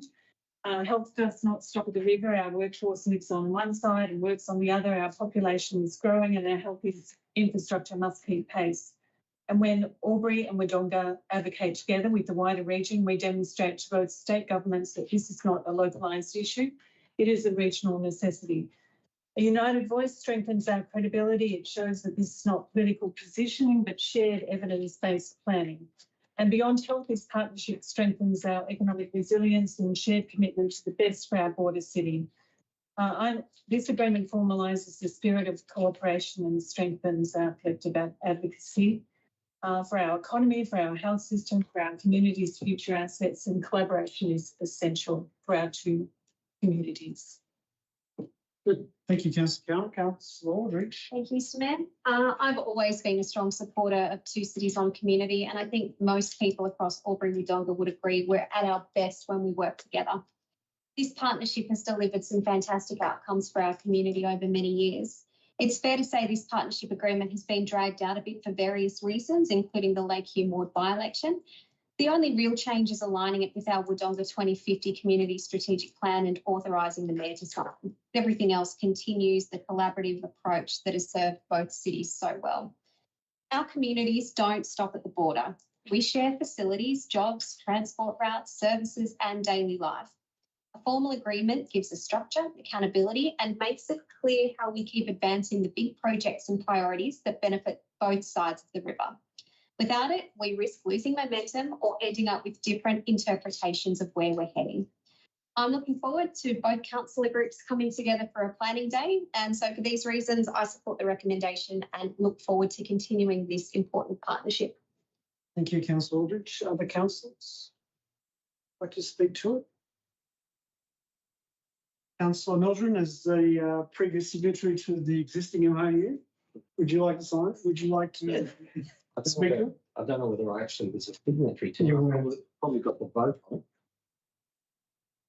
Oh, you may have done it as well, but you're definitely a signatory. I think we all signed it, didn't we? No, it was just the two mayors, Albury and Mayor King at the time, and yourself. Mr Mayor, I've come full circle. I think there's a lot to be gained by Albury and Wodonga councils functioning together and doing strategic high-level things together. But this document's not the one that's going to take us there. The gobbledygook and word mass that's in this document does nothing for me. And I don't see it as really advancing the agreement, the joint functionality between the two cities. And indeed, I'm not even sure that we need to be formally connected in that way. I think the things that happen and have always been connected between the two cities will always be connected. And I think the staff have always worked together whether we had this agreement in place or not. I just don't think we need a document that has the gobbledygook words that are included in this one in place. So, Mr Mayor, I think it's time not to support these sort of documents. Thank you. Thank you, Councillor Melbourne. Other councillors? I would like to. Thank you, Councillor Hall. To be quite honest, I'll be really out there. When we first came up with the agreement, I think myself and Councillor Quarry, who was the other councillor, who were the only ones that didn't support it, because there's a strong feel in the community that it was tended to everything that we did tended to benefit Albury and not and the poor sister. I think we're past that now. But having said that, I think we do a lot together. I don't think there is the need to have an agreement. It gives us more flexibility. There's been so many issues where we haven't worked together too. And I question some of the outcomes, especially that regional funding that we got for the name of it. Regional deal? Yeah. We got very, very little, and Albury got a lot more than us, partly because we didn't have the financial ability to partner with some of that. But the only thing I think we got out of it was the funding, part of the funding for the Wodonga Creek. So and that's what concerns me. I don't think we need this. I think we can work together without having to have an agreement, and I don't want to be locked into something that hasn't really achieved much in the past. So, thank you, Councillor Hall. Other councillors? If not, before I go to Councillor Cowan as the mover, I'd like to also make a comment. I'm in favour of this agreement being signed. It's a framework.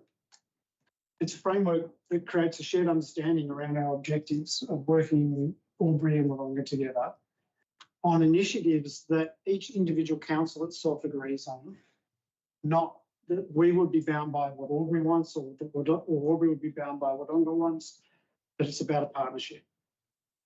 And sometimes in partnerships, one partner might get more than the other.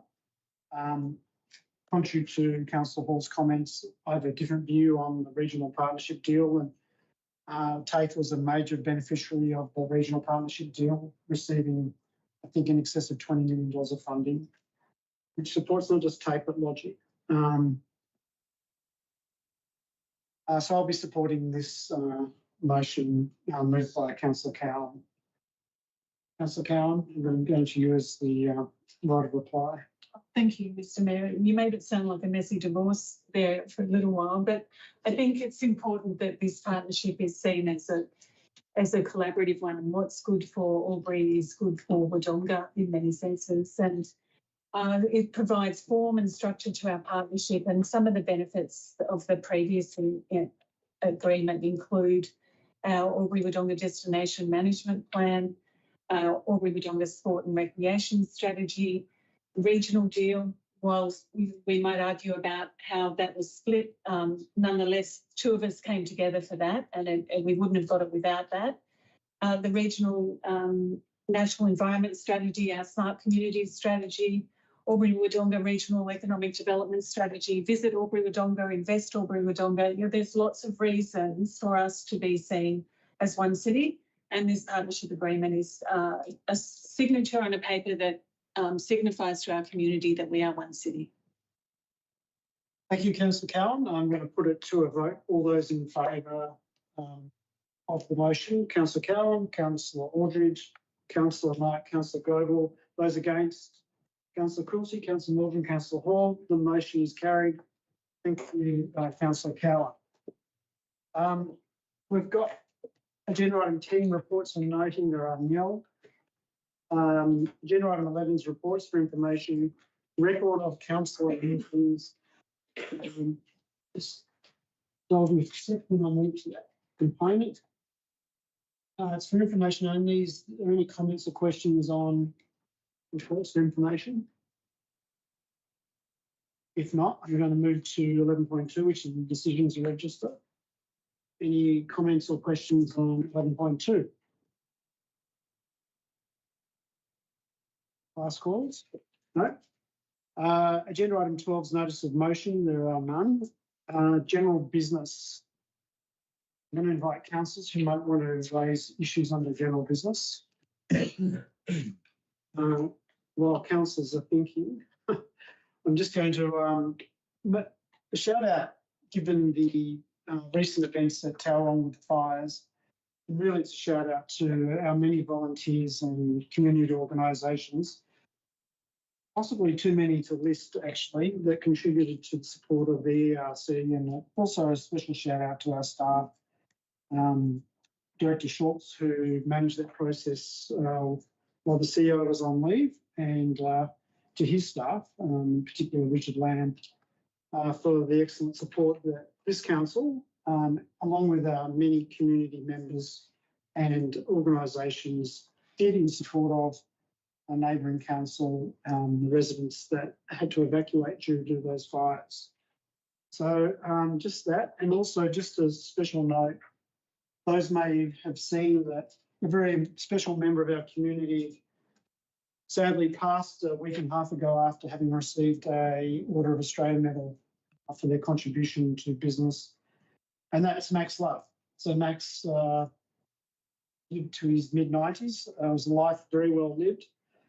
But I'm referencing it because Max is a visionary, and he was deeply committed to Wodonga as a region and played a very significant role in the early days with the corporation. Also as a councillor at Albury, was a big advocate for Logic, and they, as in Border Express, ended up being the second cab off the rank in terms of land acquisitions out there in 2004. So just really just a recognition of the tremendous business person, visionary, strategist, and family man that Max Luff was. Any other councillors? No? Urgent business, agenda item 14, there is none, which leads us into confidential business. And that confidential business recommendation is that the meeting be closed to members of the public in order to consider matters pursuant to Section 3, subsection 1 of the Local Government Act 2020, and that the meeting be adjourned for 2 minutes to allow the public to leave the chamber. Could I have a mover, please? Yeah, I'd like to say something. I need a motion first, Councillor Cowan. I need a motion. Moves the motion. The motion is as I just read, which is as recommended. Then we close the meeting. Councillor Knight, seconded. Yeah. No, she didn't. No, we don't have a motion yet. Can I ask a question? I would like to know why Michelle wants to. You need to. I'll second the motion. Councillor Knight is moving the motion to the meeting to be closed to members of the public to consider matters as per written there. Councillor Cowan, you're going to second it. Do you need to speak to that? I don't, but I'd like to shut. Michelle is the seconder to speak to that. Yes, thanks. Look, I would prefer that only the information that strictly meets the confidentiality threshold be considered in closed session and remain to be dealt with publicly. The Local Government Act establishes openness as the default under Section 66 and transparency as a governance principle under Section 9. Exceptions for confidentiality must therefore be applied narrowly. The future use of public land is a significant strategic decision and should be debated publicly with only genuinely negotiation-sensitive information protected. So for that reason, I'm not supporting the entire confidential urgent business. I think that there are areas that could be considered in public. So just for clarity purposes, Councillor Cowan, which agenda items under confidential business are you specifically referring to? The two items, Gateway Islands. the two items relating to Gateway Lakes. I think that future. We shouldn't be discussing it, should we? No, I just want to be clear which ones. Yeah, We're not discussing. the two items relating to Gateway Okay, Lakes. 15.2, 15.3. No, 15.3, 15. Thank you very much. Yep. 15.3 and 15.4. I'm going to call on the CEO. CEO, did you want to respond to comments regarding the rationale for them being in or out of confidential business? Sorry, Mr. Mayor, what's that got to do with the motion? The motion is to close the meeting. It's been And I'm moved and speaking seconded. against it. Yeah, second is speaking against it. Yeah, So, that's it. So then other councillors can speak to it. yeah, so the CEO has requested that he also speaks for purposes of My providing question information. is, if the motion is to close the meeting, she's seconded to close the meeting. But then she says she wants to only close some of the meeting, which is not the motion. No, but she did second the motion. That's a fair one. Yeah, that's true. Okay, so I'm gonna call on a mover for the motion. You've got to move. Yes, and now I'm going to call on a second to the motion that's consistent with the motion. Oh, I feel like we've just gotten really messy. Well, I'm not hearing that Councillor Khan, have you retracted your second? I don't know how else to raise the point, though. That's, You can post because I'll be, yes. It's something that has to be brought up, council, me agreeing with you. Debate, Mr. Mayor. So, It's been a motion, it's been seconded. okay, would councillors like to speak to the motion? So I've already put it to you, Councillor Knight, whether you want to speak to it. No. Councillor Cowan, having seconded, did speak to the motion. I'm inviting other councillors to speak to the motion before we then put it to a vote.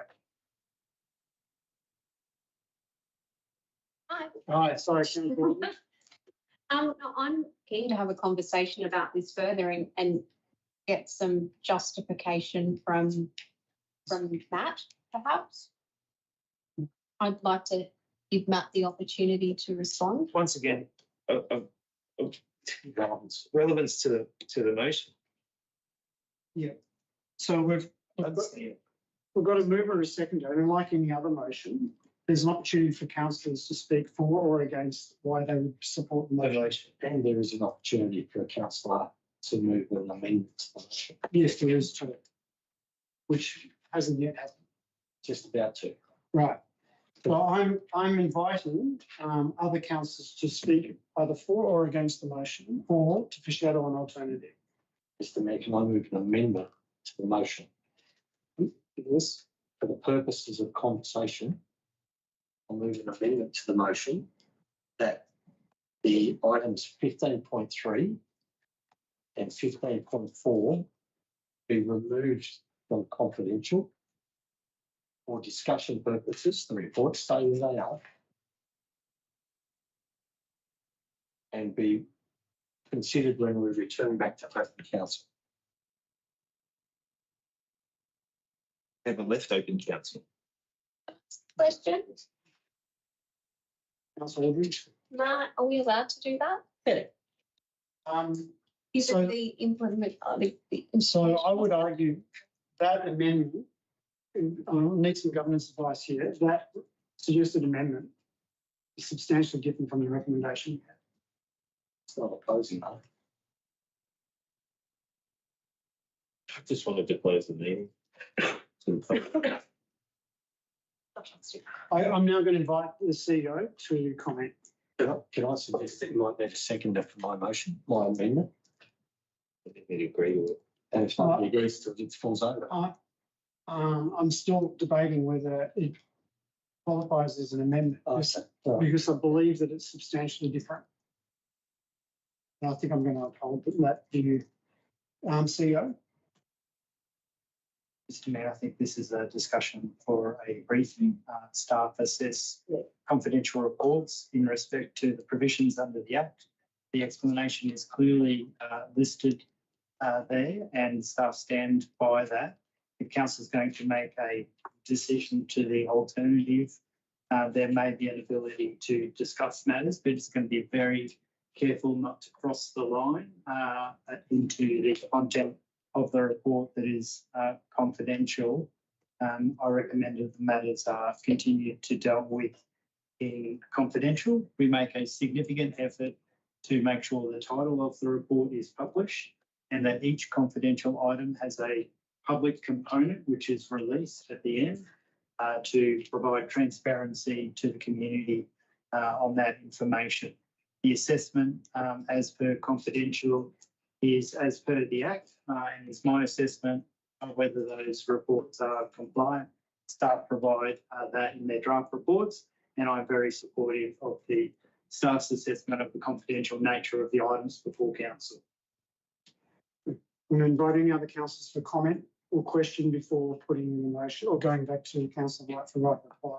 What was the motion again? So to close the meeting. So in effect, the amendment's been used. Refused. No, it hasn't been accepted. Yeah. Yeah. That's all right. I won't challenge with a Yes. consent. No, thank you. Thank you, Councillor Norton. So any other councillor comments?